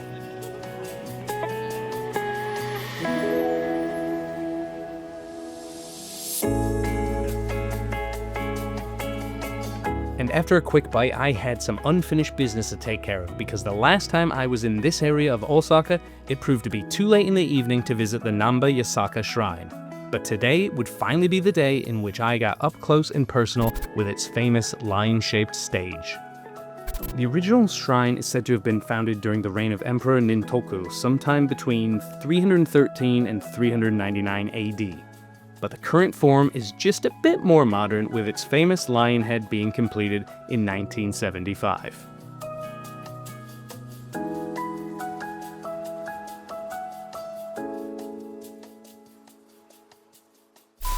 Enlightenment meter to the max, we headed back toward our hotel via the crowded character shops that lied within the Shinsaibashi Parko building.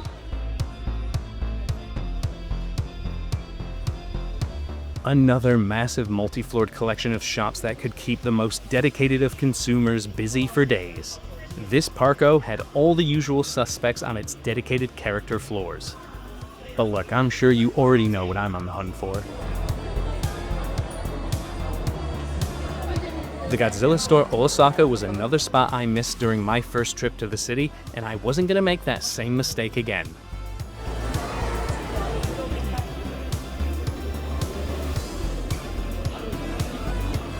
After a quick perusal of what was on offer, it was snack time at one of the more interesting shops we stepped foot in.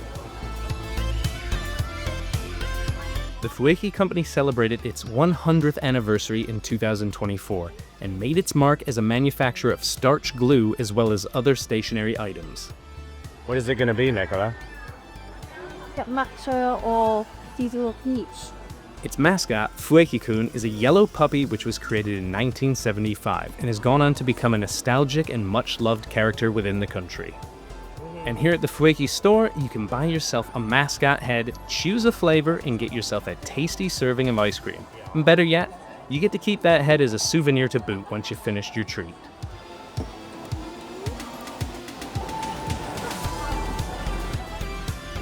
Fueki-kun and his friends are all well and good, but there's another shop here featuring more nostalgic characters that I wanted to take a little pit stop in. The Pokemon Center Osaka DX opened on September 20th, 2019, and is nestled up on the 9th floor of the Daimaru Shinsaibashi department store and features the 3 legendary birds as its store mascots. Fighting through the crowds within, there is all the standard fare you've come to expect from these Pokemon centers by now. Loads of plushes and seemingly every other item that they could stick a Pikachu on. And I'm not complaining. Actually, maybe just a bit about this Alolan Doug trio. But this Pokemon Center had more than enough space to spread around as it took up a big chunk of the floor, and the legendary bird statues were also pretty impressive to see up close. All my OG Pokemon fans know.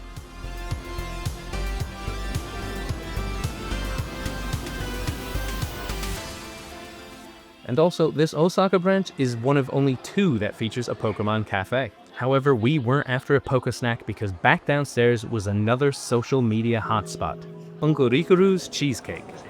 Known for its incredibly fluffy, wiggly, jiggly texture, these cakes became a hit across various platforms, and it's no wonder why. The almost assembly line-like construction of the cakes proved a show all its own, and with each step forward toward the counter, the heavenly aromas took further hold, as we couldn't wait to get our hands on one of these culinary delights.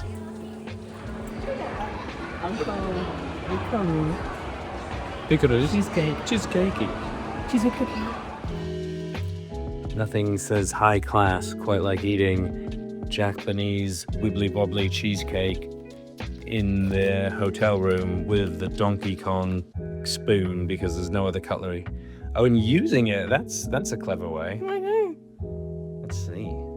Oh my god, just like butter. Like a hot knife through butter, it's a plastic Donkey Kong country spoon through a Japanese uncle cheesecake.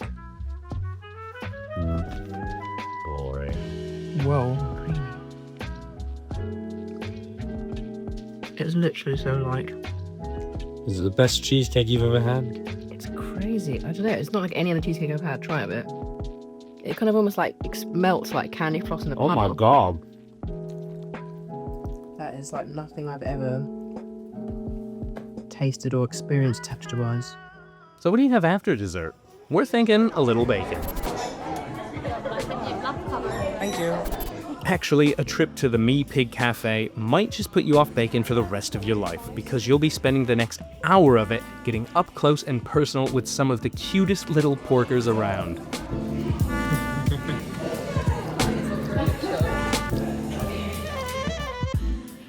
Where are you going? Where are you going? There's no space. There's no space at the inn. I can't handle it.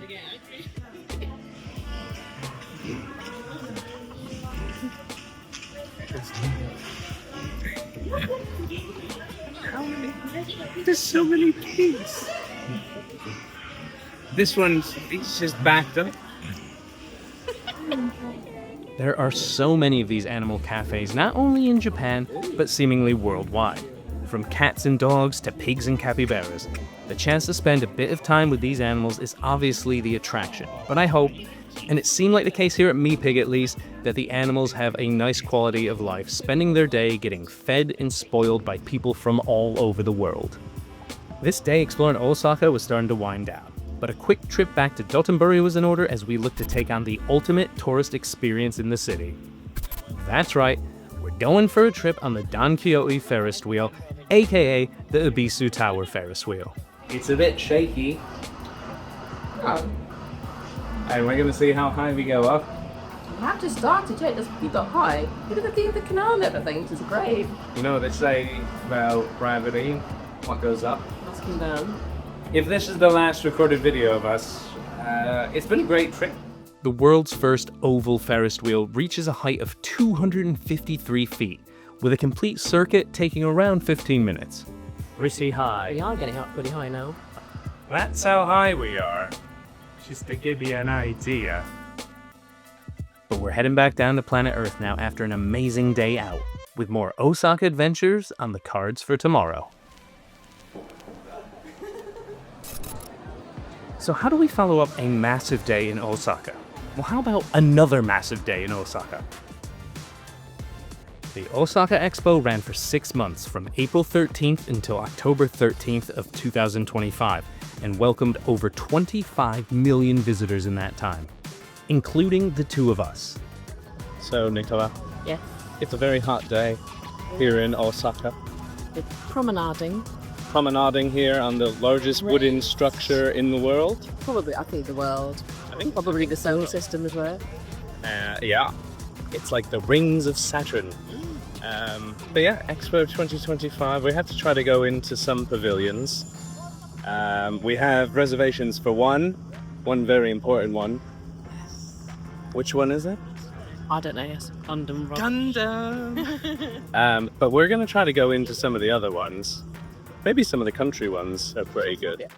The site for the expo itself was located on Yumeshima Island in Osaka and covered 383 acres, featuring 188 pavilions, 152 of which were country-specific, including our first stop of the day, Thailand. The Thailand pavilion was focused on the country's healthcare and wellness offerings to the world, in addition to showcasing the vibrancy and health benefits of Thai cuisine, featuring local herbs and spices.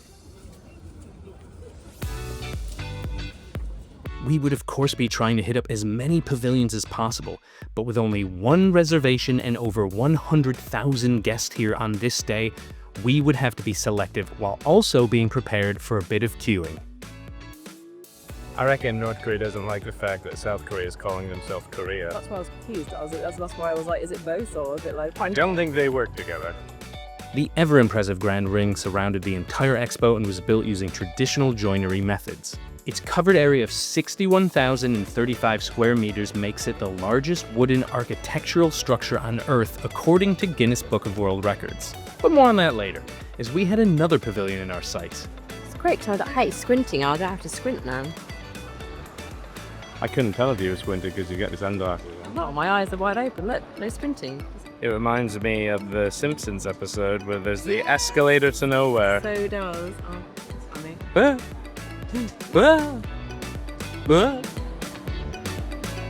The Belgian pavilion covered themes of water and its three states, namely solid, gaseous, and liquid states, each represented by a level throughout its three-story structure. This pavilion's design also won a bronze award for its thematic interpretation, and it was easy to see why throughout the impressive structure, and bonus points for getting a free Biscoff upon entering. I mean, you should have gotten a gold award just for that. Back outside and on to what's next, passing the Silver Award winner for Architecture and Landscape, Spain, along the way.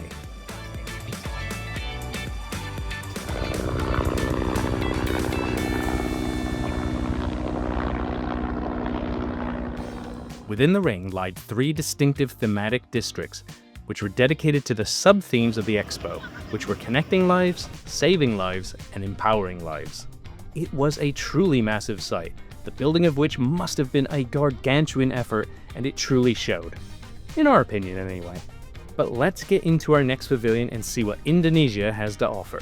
This ship-shaped structure was built using environmentally friendly methods and was a sight to behold inside and out, backed up by the fact that it was a Silver Award winner for exhibition design, with only China topping it. The aim of the pavilion was to represent the harmonious relationship between humanity, nature, and the divine. It showcased the diversity of Indonesian nature, culture, and crafts in addition to renewable energy initiatives. And one of the most interesting aspects was that it introduced Indonesia's new capital city, Nusantara. Another stunner of a pavilion behind us, and it was back into the sweltering heat, taking a bit of shelter under the Grand Ring as we made our way to our next destination. Now you already knew this was coming, but it was time for our one and only pavilion reservation of the day. That's right, it was time for the Gundam Next Future Pavilion, complete with a life-size Gundam posed out front welcoming visitors. And this wasn't just any Gundam.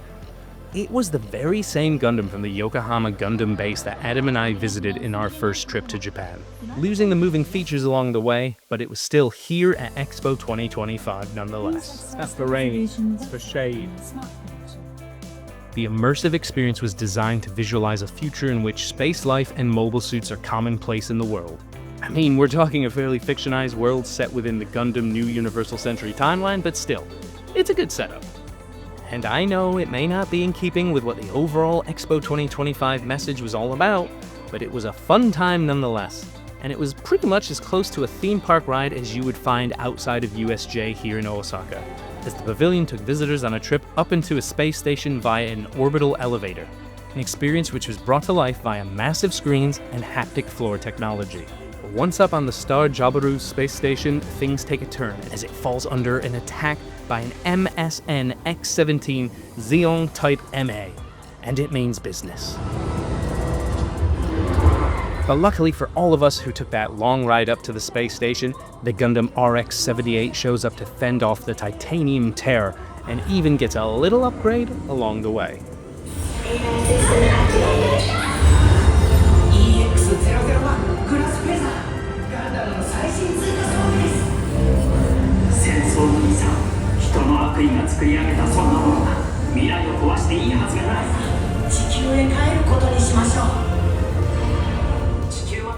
Mission complete, and we exit to the site of our hero posed with his hand held high to the sky. It was honestly such a cool experience and was definitely one of the highlights of Expo 2025. For this mech fan anyway.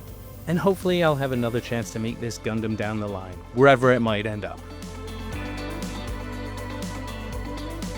With our one book time slot of the day wrapped up, we set about exploring more of the massive space that made up Expo 2025, which included a quick stop for a bite to eat at the Sustainable Food Court featuring all sorts of Osaka-based delicacies, as well as a grand prize-winning Nebuta float from the 2024 Aomori Nebuta Festival.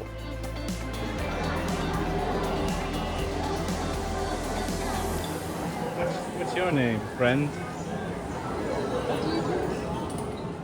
Topped up now for the second half of the day, it was back into the heat to explore every square foot of Expo 2025.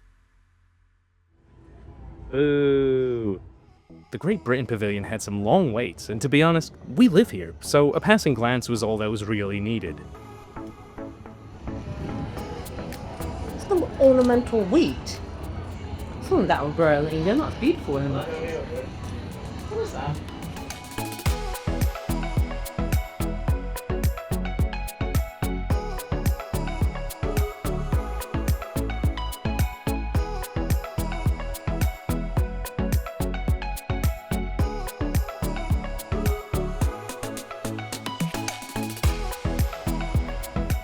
But time keeps on slipping, and there wasn't much left to just sit and bask in the sun. So we decided to cut through the site's Forest of Tranquility, taking in some of the installations and interactions along the way before finding our way to the next pavilion we wanted to explore. And it was time for a quick stop in Peru, whose theme was infinite possibilities and included interactive exhibitions which explored the country's biodiversity, cultural heritage, and gastronomy, as well as a little drama. Alright, we just came out of the Peru Pavilion. Big controversy here. They are silencing their guests at the Peru Pavilion. It was actually, for the size of it, it was actually good, and we would have got a free thing and informational talk about the bees. In Japanese, Just which he couldn't I was understand. too busy trying to draw pictures of Paddington Bear. Paddington. They made a big point of saying Paddington. Intentionally bad. No, he had his hat, he had his jacket. Silenced. With the heat and steps starting to take their toll now, we knew we didn't have long left in us. But we still managed to pop into a few of the smaller pavilions, including a quick stop to check out Mozambique, which focused on empowering lives. And we even considered trying to go visit the United States of America Pavilion, but the long lines and other reasons, we'll call them, put us off. We certainly had to quickly pop into the robot experience, where we finally came face to face with the Expo's mascot, Myaku Myaku, which was just before our last stop of the day, which we foolishly attempted to get access to the Japan Pavilion without having a booking. Facing the prospect of more massive queues under a baking sun, we decided to pass it up, but we did get a consolation prize as we met another robot friend. Enjoy your time. Please note that inquiries can... Even he's a robot. Expo 2025. Very hot. There's the sun. Boiling today. But some very cool pavilions. And a lot of pavilions we couldn't get into because we couldn't get reservations because of a very crazy lottery system. But got to see the Gundam Pavilion. Now we're gonna go to the gift shop and then get out of here. It's been a good day. See you later. It would have been great to come back and check out more of what Expo 2025 had to offer, but we'll be leaving having had another eye-opening day in Japan as our Osaka adventures were starting to come to a close. As our 13th day in Japan began, it was finally time to say goodbye to Osaka. Another Shinkansen journey was in order as we would make our way past Kyoto en route to Odawara.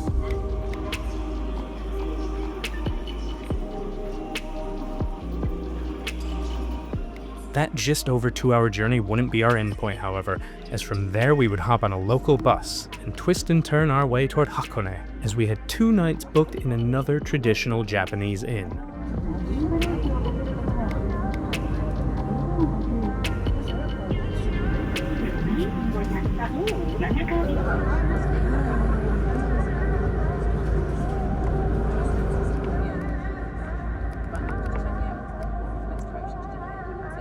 This bus journey was our longest yet, but it was definitely worth it, as on the other end of this trip lied our destination, Senkyoro, a Japanese inn surrounded by the natural beauty of the region. The grounds of the inn featured several outbuildings, a nature trail, and both public and private onsens, which we would look to take full advantage of later in the evening. But for now, we'd take a seat on the tatami mats and just chill out and enjoy the sounds of nature from just outside.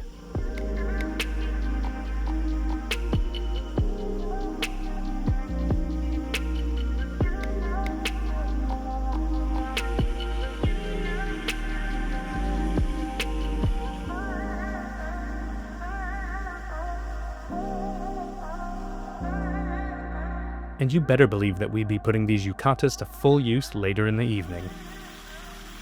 After a pretty long morning and afternoon traveling, today would be a relaxed one, as Nichola and I had a packed schedule for the following day.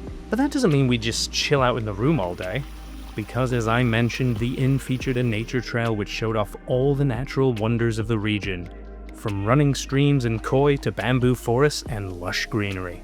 The area surrounding Senkyoro was both beautiful and whisper quiet, apart from, of course, the sounds of nature. It almost had the feel of being at the Overlook Hotel from The Shining. We barely saw a single person apart from a member or 2 of staff for our entire stay.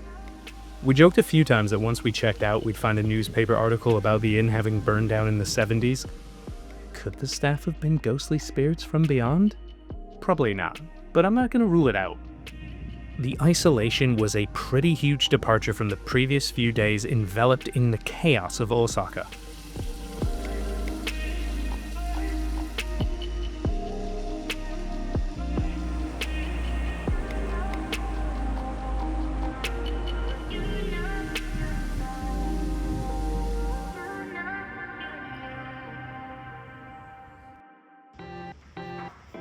As the early evening settled in and we finished our stroll around the grounds, it was time to hit the streets of the Sengokahara district of Hakone to take a peek at a quiet, rural Japanese life. And more importantly, to find some dinner, which we would do at Okonoma Shobo Monta, a relaxing izakaya which is obviously owned by a cat lover, complete with all the drinks we could want and an expansive menu on the always helpful tablet ordering system. I know. I just had to spring for the horse sashimi, as I've always wanted to give it a try.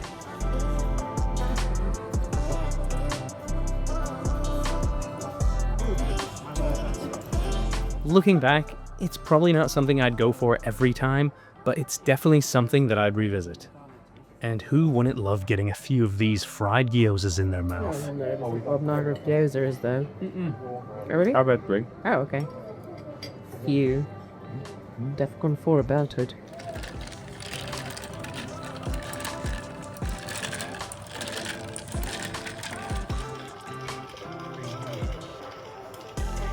Another drink or 2 and it was getting time for dessert.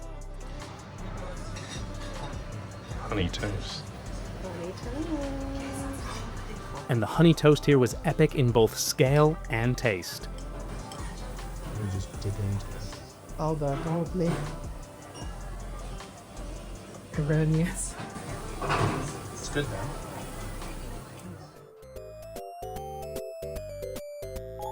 One more drink down and it was time to roll ourselves back to the inn, making a quick stop at perhaps the best Lawson's in Japan.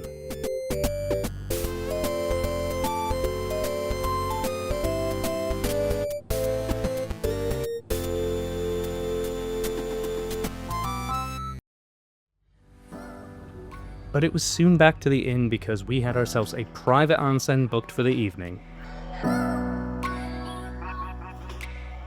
And really, what else can I say about onsens? They're a game changer. The mineral-rich hot spring water is both relaxing and healing.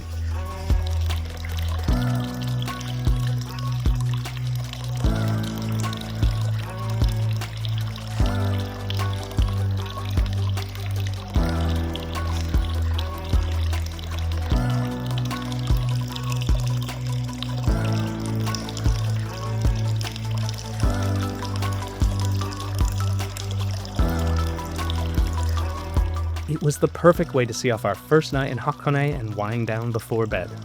Because after all, tomorrow would be another adventure-filled day.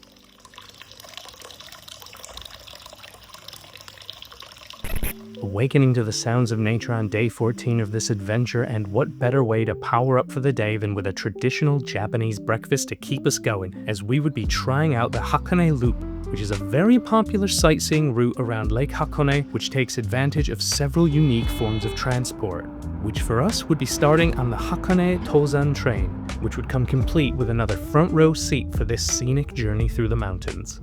The run itself is at a relaxed pace, as there are a lot of twists and turns as it makes its way up or down the mountain, depending which way you tackle the loop, clockwise or counterclockwise. At the start of the summer, the route was full of lush greenery and seemingly endless number of hydrangeas. Passengers can enjoy the colorful view of these flowers from mid-June to late July. There's also a special night train on during this period which offers a fantastic view of the illuminated flowers.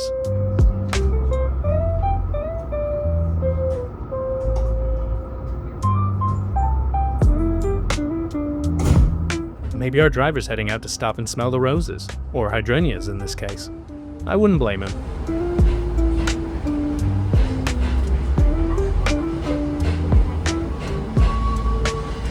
Upon our arrival into Hakone Yamato via the Tozan train, it was time to change to another form of transport, this time jumping on the Hakone Tozan bus for a 30-minute or so ride to the Hakone barrier.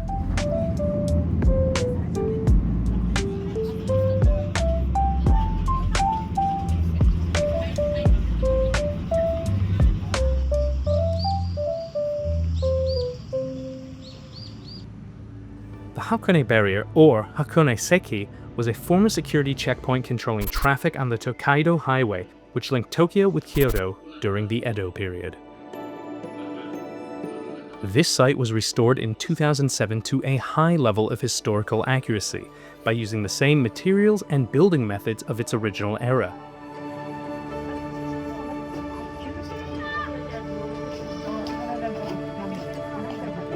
There's a small admission fee to pay if you want to have a close-up look, but it's worth the price to explore this small slice of Japanese life from back in the Edo period.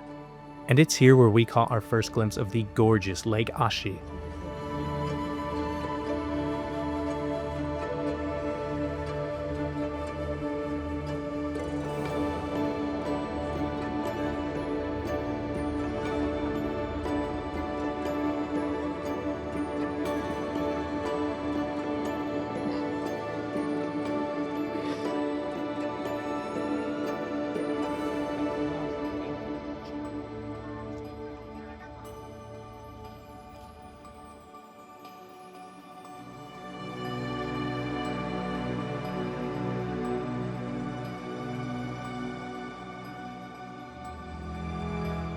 After spending a bit more time looking around the site's exhibits and taking in some of the amazing views, it was soon time to continue our journey on the loop.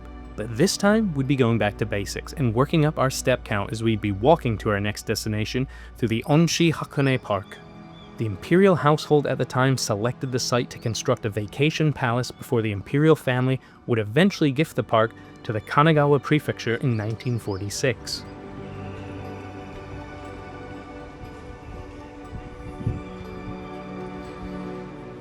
A walk through the Cedar Passage, making our way to a pirate ship, and then up a mountain to Black Egg.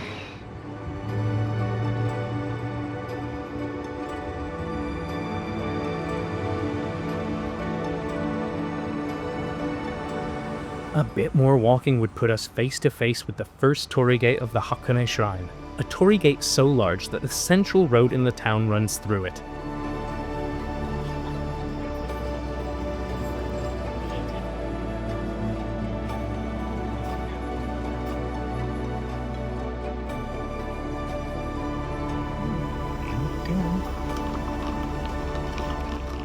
Give it a whirl. A swirl and a whirl. Oh, it's divine. After a quick snack, it was time to hop onto our next mode of transport, as we'd next be on the water of Lake Ashi via the Hakone sightseeing cruise. And of course, this cruise doesn't just happen on any old boat. That's right, this sightseeing cruise just so happens to take place on a pirate ship. Yar, mateys.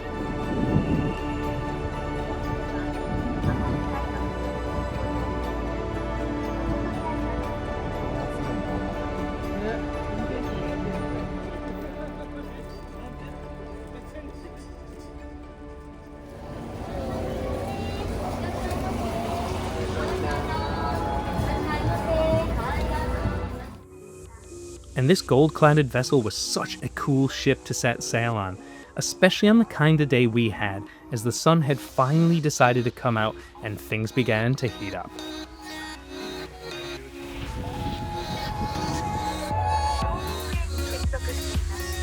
The ride takes you from Moto Hakone Port to Togendai Port.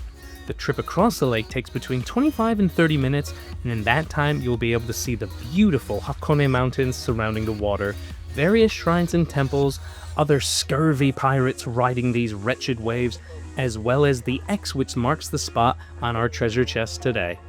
And if you get lucky and the weather plays ball, you'll even get a great view of Fujisan. That didn't happen for us though. At Togendai Port, we would take a quick stop for a bite to eat as we prepared to ascend Mount Hakone in order to reach Owakundai. And to make the climb, we'd be taking the ropeway. The climb up the mountain would take about 15 minutes as our gondola sailed upwards, getting us even closer to our volcanic destination. And yeah, I keep saying it, but it just keeps being true. Every form of transport on this journey affords some spectacular views of all kinds of natural beauty. Although I don't think I'd enjoy this ride very much on a windy day. But before long, the odor of geothermal activity would start to sting the nostrils as we would reach Owakundani, or the Great Boiling Valley.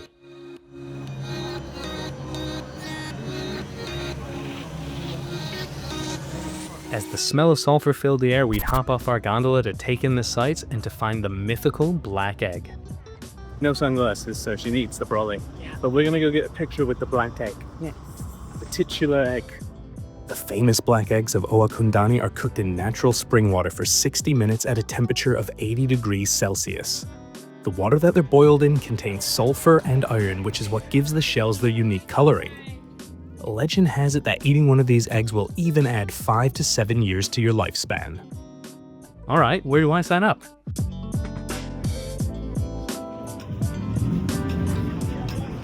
She's got a black egg. I'm joking.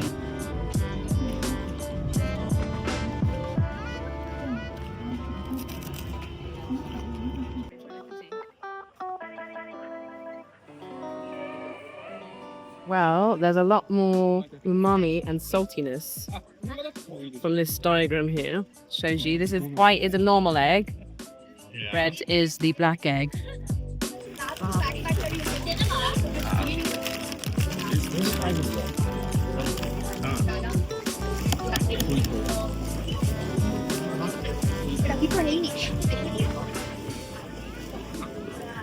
It's really not better than a normal hard-boiled egg. And I get 7 more years off of this, do I? Yeah. I don't know if that's per egg or generally. I can add 28 years. Yeah, because you could really over-egg things if you had too many and live for too long. No. That is a good time to start recording. How's the egg? Eggy. Oh. On a scale of 1 to 10, where would you rate it? I like a 9. Of all the hard-boiled eggs you've ever had, a 9? Yeah, that's some moist. Pretty strong. Despite the added years to our life, we still couldn't stick around up here in this volcanic valley much longer, So we would be saying goodbye to Oakundani and hello to another gondola ride. And this time we'd be heading down the mountain to Shonzan Station, complete with more stunning scenery along the way.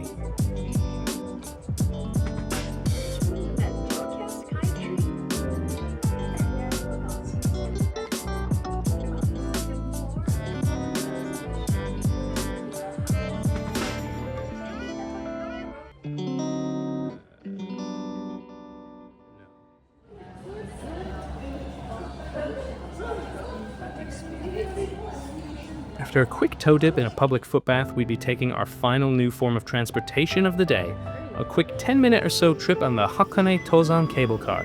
And with that, our journey on the loop was over, but our day had one more surprise still in store.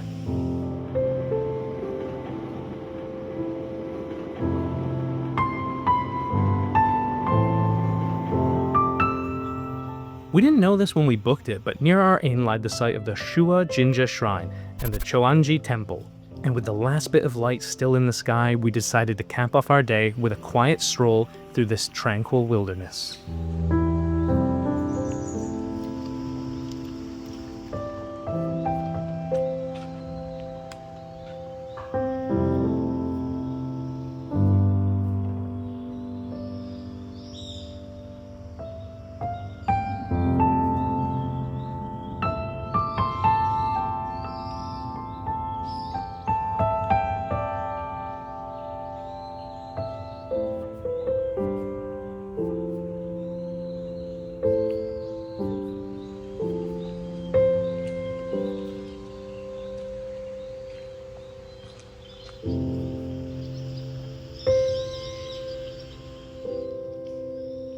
Peace and calm around here allowed so much time for reflection about how far we've come already and knowing that there was still more to come, but also, inevitably, that the end of this amazing journey was rapidly approaching.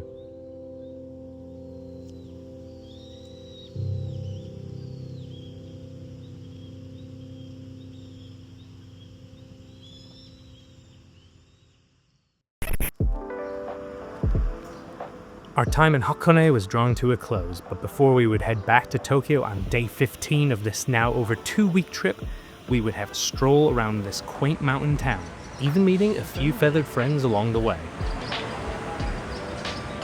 And these swallows patrolled the area near the station, snatching insects from the sky to keep their families fed. But bird watching wouldn't take up our entire morning, as there was a specialty shop near the station that I knew I had to pay a visit to. This is Avaya, and it is an official Evangelion store. Visitors will find Hakone items such as Japanese towels and teacups that are sold only at this store. They also have snacks colored in purple and green, matching Ava Unit 01. So why Hakone, you might ask? Well, that's where the series is set, with Tokyo 3 being built right here.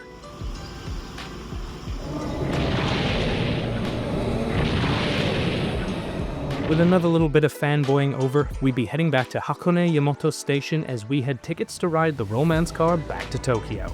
The romance car is a limited express train that runs from Shinjuku to Hakone and Odawara. It is known for its comfortable reserved seating and large windows for scenic views. This classic train's name comes from its romance seats. 2-person seats without a separating armrest, when 1-person seats were the norm back then. And man, do I love how the seat orientations on these trains flip depending on the direction of travel. It's so cool. The ride back to Tokyo on the romance car would take around 90 minutes and would afford us the perfect amount of time to sit back, relax, and take in some more views along the way.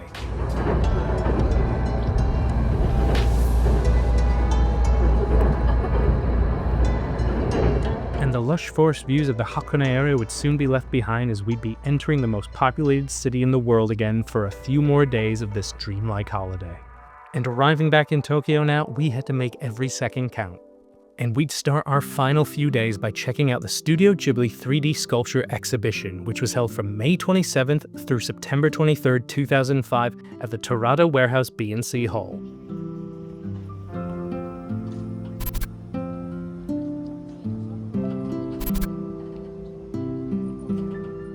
This immersive exhibition traces the global journey of Ghibli films, showcasing the efforts of individuals who helped bring works like Howl's Moving Castle and Princess Mononoke to international audiences. Through intricate three-dimensional sculptures, visitors could experience iconic scenes from beloved films such as My Neighbor Totoro, Spirited Away, and Whisper of the Heart in an entirely new way.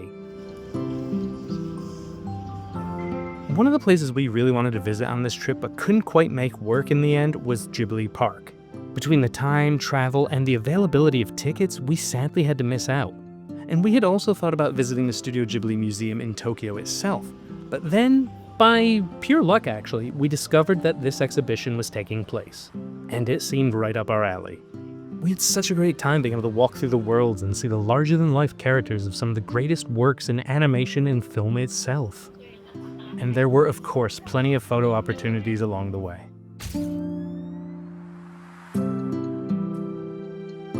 Each piece within the exhibition intricately captured the charm and atmosphere of the original animated works, blurring the line between fantasy and reality. For a little while, anyway. And seemingly every corner of the greater Ghibli catalog was represented within the halls of the Terada warehouse. And the space was surprisingly large. When walking in from the outside, I thought to myself for a moment that it didn't seem like it would be very big, but once inside, my fears were soon put to rest as the exhibition just kept going on and on, spreading over multiple floors. And beyond the 3D characters and set pieces, there was also a lot of information about the history behind the films themselves, as well as the work done to bring them to a worldwide audience. It never got old turning a corner and coming face to face with some of the most amazingly detailed recreations of some of our favorite fictional characters. And for all you Miyazaki fans out there, one of the exhibition's highlights was a rare screening of a 6-minute animated short, Flying Machines of Fantasy. This whimsical piece showcases Miyazaki's lifelong fascination with flight and fantasy vehicles, flying viewers through the ages to take a close look at how each new generation imagined the future of air travel. It was an incredible surprise to enter a dark room through a curtain and be presented with this rare slice of Ghibli history.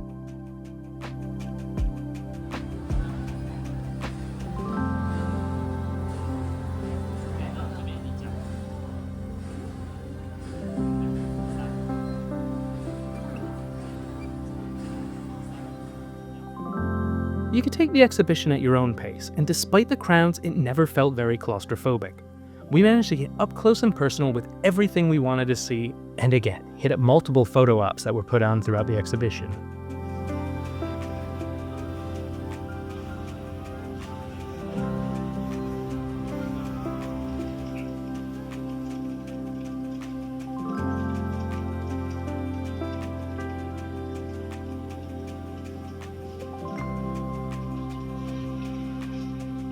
And in an afternoon filled with highlights, one of the main ones of this exhibition had to be the true-to-size mock-up of Porco's S-21 seaplane from Porco Rosso, which is rightfully presented as a centerpiece as the exhibition comes to an end.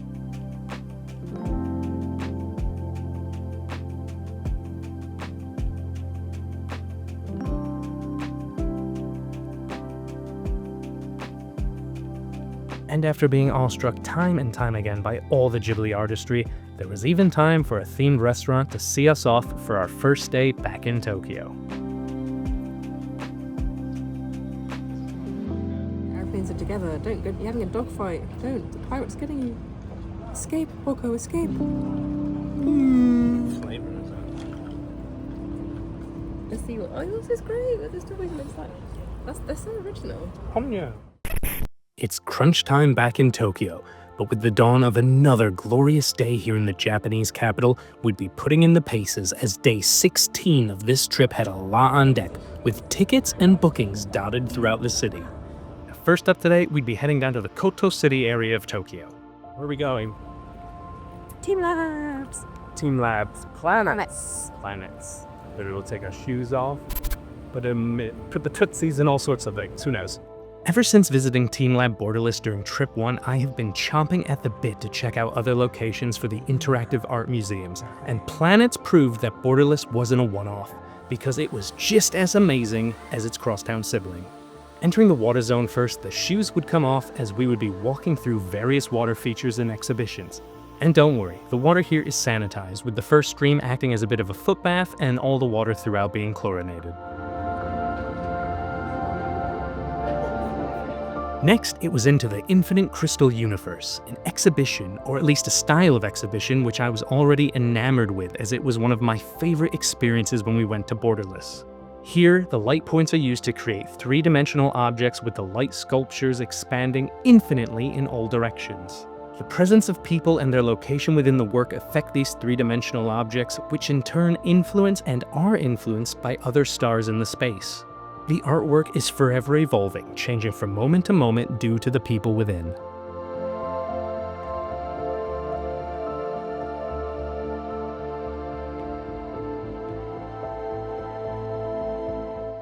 Next up, it was back into the water, this time going nearly knee-deep as we'd enter the Drawing on the Water Surface exhibition.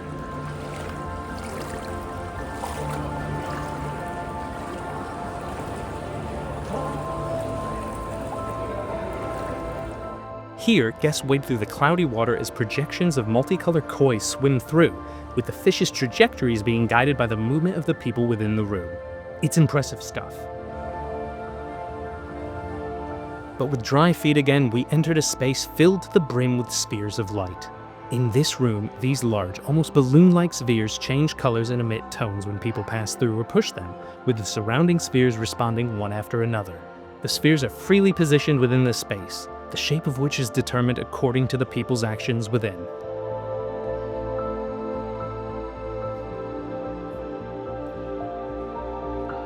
After a bit more exploration, we entered the next area, the Garden Zone, starting off with the Moss Garden of Resonating Microcosms. This exhibition can vary depending on the time of day. Come here in the daytime like we did, and the ovoids, these metal things, shine in the sunlight. Come at night and they're illuminated in an explosion of color. Next up was the Athletics Force, checking out the Graffiti Nature area first, seeing guest colorings come to life.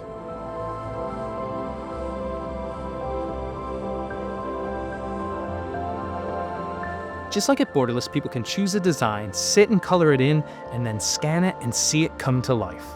But I had some unfinished business because my picture never got on the wall when we went to Borderless. But this time was going to be different. I was putting in the work as a familiar inspiration took hold of me. Doing some more bird watching now, hoping that a repeat of Borderless wasn't on the cards. I held my breath, and finally, my creation was brought to horrible life. And Nichola? She went in a bit of a different direction with hers.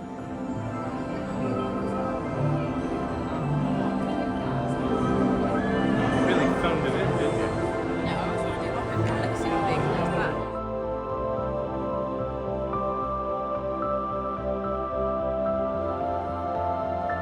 We'd then make our way through the ever-moving vortexes and into the catching and collecting forest. Here, guests could use their smartphones' cameras to look at animals moving throughout the space and capture them, adding them to their research before releasing them back into the exhibition. The more you captured the same animal, the more detailed information would be recorded in your collection app. And the Athletics Forest featured so much interesting interactivity, we could easily have spent hours just within this one section of the building. It perfectly encapsulated what you think when you think Teen Labs, experiencing something new and magical from one room to the next. But finally, we would head back to the garden area to experience the floating flower garden.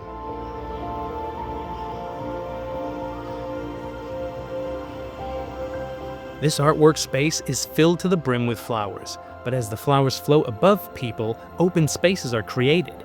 Guests are able to freely wander around the area, and if you encounter other people within the artwork, your space will connect to theirs and become one single space. Again, it's so cool. There was so much else to see here beyond what we recorded, and you know what? Videos just can't do justice to a day at a Teen Lab experience. If you ever get the chance to visit one, whichever one it is, do it. But as for us, we were a very quick train ride away from our next stop of the day. Welcome to the Small World Miniature Museum. And who better to greet us than this lovely lady? Small Worlds opened up in June 2020 and is spread over 7,000 square meters, making it the largest miniature museum in all of Asia. It features several exhibitions throughout, which feature not only miniature versions of buildings, vehicles, and people, but also interactive buttons to trigger various events and moving features. Like here in the Space Center, for instance, every inch is filled with nods to space and sci-fi history, complete with size-appropriate humor along the way. And one of the first examples of how dynamic some of these displays can actually be comes in the form of a space launch that you can get up close and personal with.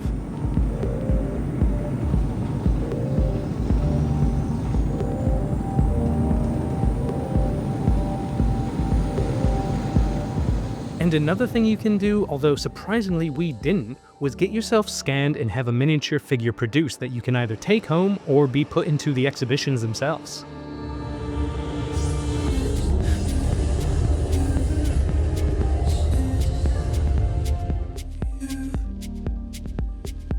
After the Space Center section was the Global Village area of the museum, which took guests through fantastic yet realistic countries from the Industrial Revolution. Here you'll find scenes based in reality with a blend of fantasy along the way. Again, every nook and cranny of these displays housed intricately detailed miniatures which demanded your attention to find all sorts of small. And of course they're small, it's a miniatures museum. Anyway, lots of small details and hidden jokes along the way.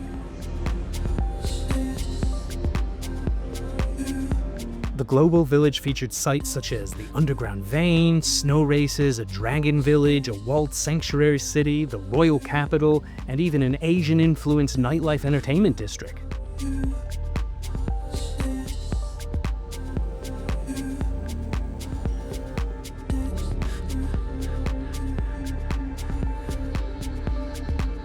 And there's even a creators gallery which puts on full display artworks created by some of Japan's leading miniature artists, some of which you could actually buy.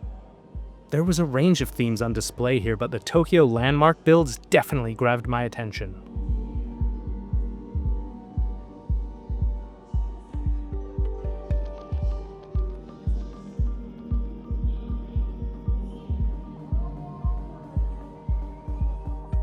Did that say Evangelion? Anyway, let's check out the airport first. Welcome to the Kansai International Airport, modeled after the same airport located back in Osaka.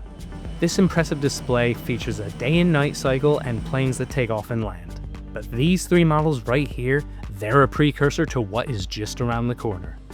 Because of course there is an Evangelion section to Small Worlds, featuring scale miniatures of the Eva hangar itself, as well as Tokyo 3. And also on display here is an actual physical model of Village 3 from the final rebuild of Evangelion film. This model was created so that Anno could use it to work out camera angles for the CGI model used within the film. And if you were wondering, Village 3 itself is based on a real place, Hamamatsu City. But over in Tokyo 3, it was time for the moving city to take center stage. Seeing Tokyo 3 in person, even in this miniature form, rise from the ground, something I've seen dozens of times in animation form, was something super special. And the details of the rest of Tokyo 3 were just as good as what we've come to expect throughout this museum. One of the most interesting sections was actually saved for the end, as the creative studio showcased working studios in which miniatures were being fabricated live by talented artists. Another fascinating stop, and definitely a place I'd like to come back to sometime, because there was no way we could have ever caught every hidden detail there was while exploring this museum. But like Tokyo 3 itself, we had to get moving as we had tickets to one final event on this warm summer's evening.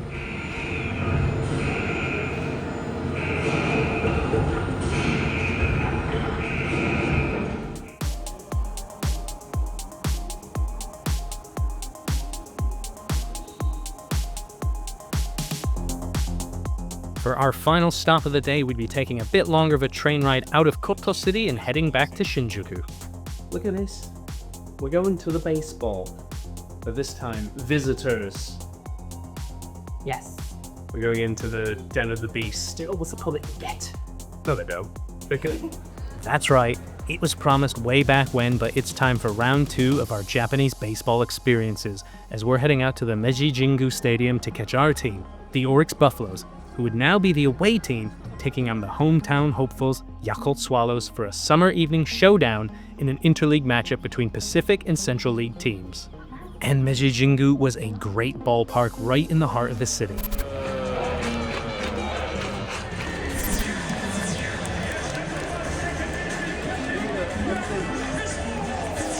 The Oryx faithful were out in force on the night, and luckily, Well, with a bit of planning anyway, we had found ourselves sat amongst the away supporters, but we also made sure not to put ourselves right amongst the cheering section, although that's definitely a bucket list item for sure.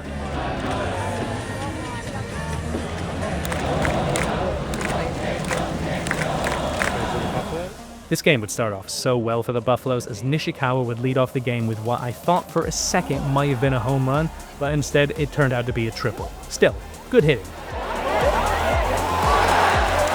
He dropped it!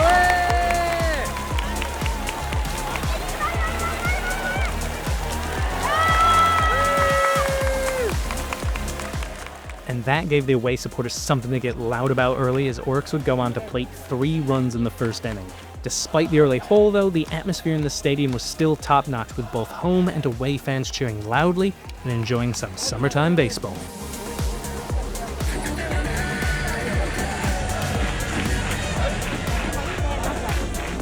And the Swallow fans would have something to cheer about before too long, as by the end of the third inning they've been able to tie things up at 3 runs apiece.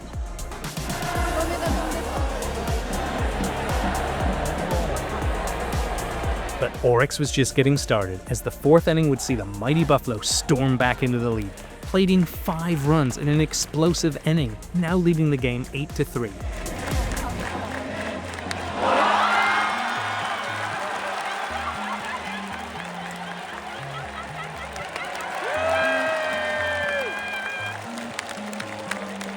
Surely that's the game done. Might as well just sit back and enjoy the scenes. Foreshadowing. Including Nichola not having the easiest time finding our seats again. But hurry up, Nichola, because it's nearly time for the 7th inning stretch as both team supporters would be readying their cheer songs.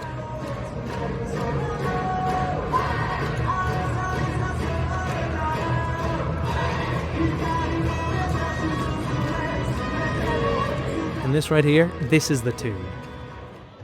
And the Swallows answered back with their famous umbrella dance, which was on full display several times throughout the game. But this 7th inning version to their cheer song Tokyo Ondo was a special sight to behold.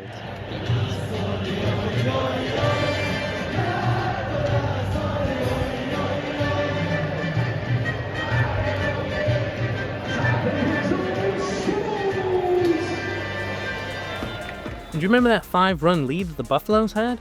Well, by the end of the 8th inning, that was gone. It was fun while it lasted. Now tied up at 8 runs apiece, things were getting tense, and a familiar face was warming up, ready to possibly ruin my night. But first, we need to score some runs. And in the top of the 10th inning, Kaito Nakagawa would hit a double, plating 2 runs. And you just have to take my word for that, because I wasn't filming every second of the game. The away fans gave our hero a thunderous round of applause, and with Oryx now up 10-8, it would be time for that man to take the mound again. I know I should have more faith in Andres Machado by now, especially after he got us the win a few days back in Osaka, but I've just been hurt too many times. And he wasn't doing much for my nerves because he would give up a triple of his own, bringing the tying run to the plate. But still, we were down to the final out. Just after 4 hours since the start of this game, and Machado did the one thing he was brought into this game to do. I've kept my undefeated baseball streak here in Japan going for another year, as Oryx got their 2nd win of the trip, which brought our 2nd to last day in this country to a victorious close.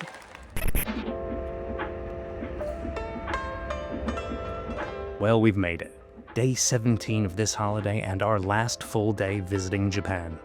And with all of Tokyo at our disposal, we really didn't have any concrete plans set for the day. We just knew that we wanted to get out of the hotel early and see where the day would take us. No pressure. Anyway, let's hit it. We'd of course be watched over by a 4-time MVP and 2-time World Series champion whose face graced oh so much real estate in this country. He'd be our watchful eye, keeping us safe as we'd be spending some time exploring the areas near our hotel, namely in and around the Hibiya area, as we didn't want to be spending too much time on trains today, though we would be venturing a little further out later in the evening. But we'll get to that later.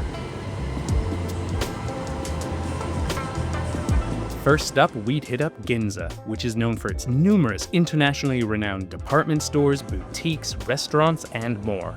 And we'd of course have to stop off at Uniqlo one more time because there was still a little bit of suitcase real estate remaining. And luckily on the weekends, Ginza's main street, Chodore, transforms into a pedestrianized paradise. Going on a search. We're going to Family Mart to get some Ichiban Kuji tickets. I've already been to one Family Mart and already gotten a few. But now the sickness, the addiction has begun. This will be the last one. Nicola's wilting.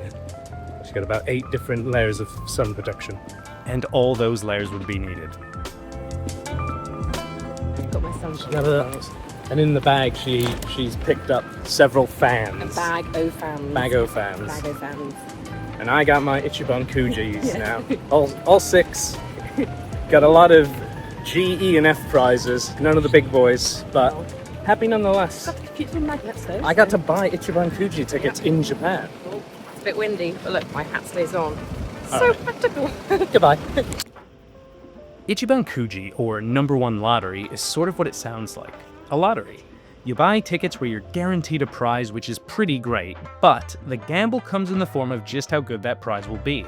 And on this day out, it just so happened to be the first day that a certain Godzilla-themed Ichiban Kuji went live. So yeah, I had my fun. But after jumping around between several konbinis and buying loads of tickets along the way, we'd be heading over to Tokyo Station to show Nichola just how expansive it, and more importantly, its underground city were. And you know that a quick stop to its character street would be in order. We pretty quickly were able to track down another Dongari Republic shop, which surprisingly had one hard-to-find Ghibli item that Nichola had been hunting down for a few days.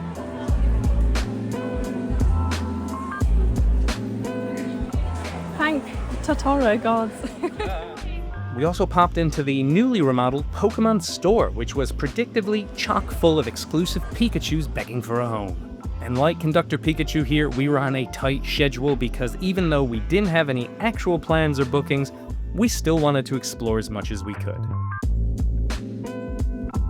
And as we were nearby, I just had to go and say hello to an old friend. After paying our respects to the king, the sun was starting to dip as the day had turned to early evening, and we headed to a nearby station to make our way to one final area on the day.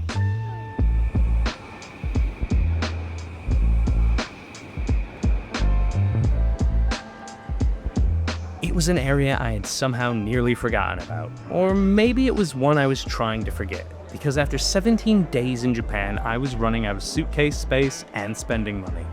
But alas, here we are in Akihabara, Tokyo's electric town, and now an epicenter of otaku culture and of course, a massive tourist destination.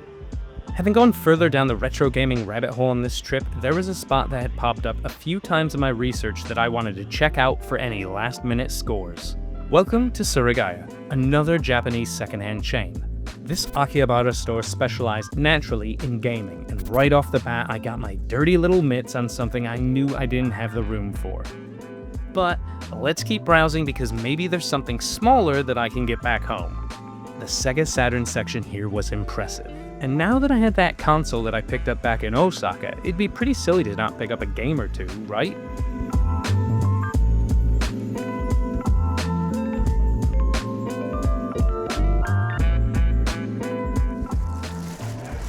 I did that efficiently. So I'm going to sift through the games. Back to the crowded streets, we'd quickly pop into Ami Ami. To the figures. To find the treasures. Myaku Myaku. Maybe a Gundam. Ami Ami is an online and in-person character and hobby shop that specializes in model kits, action figures, and all sorts of other toys. I've ordered from them online multiple times and have actually been in this very store before as well, and it just never gets old seeing these things in person.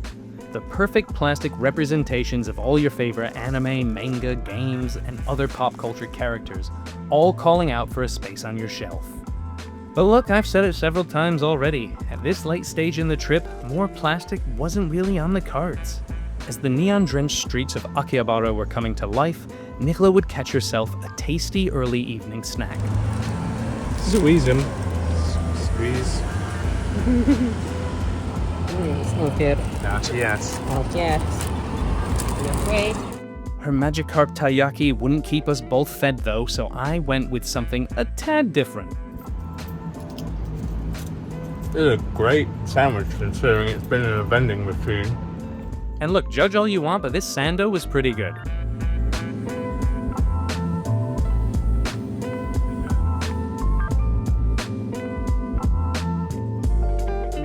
And just like that, our final day in Tokyo was drawing to a close.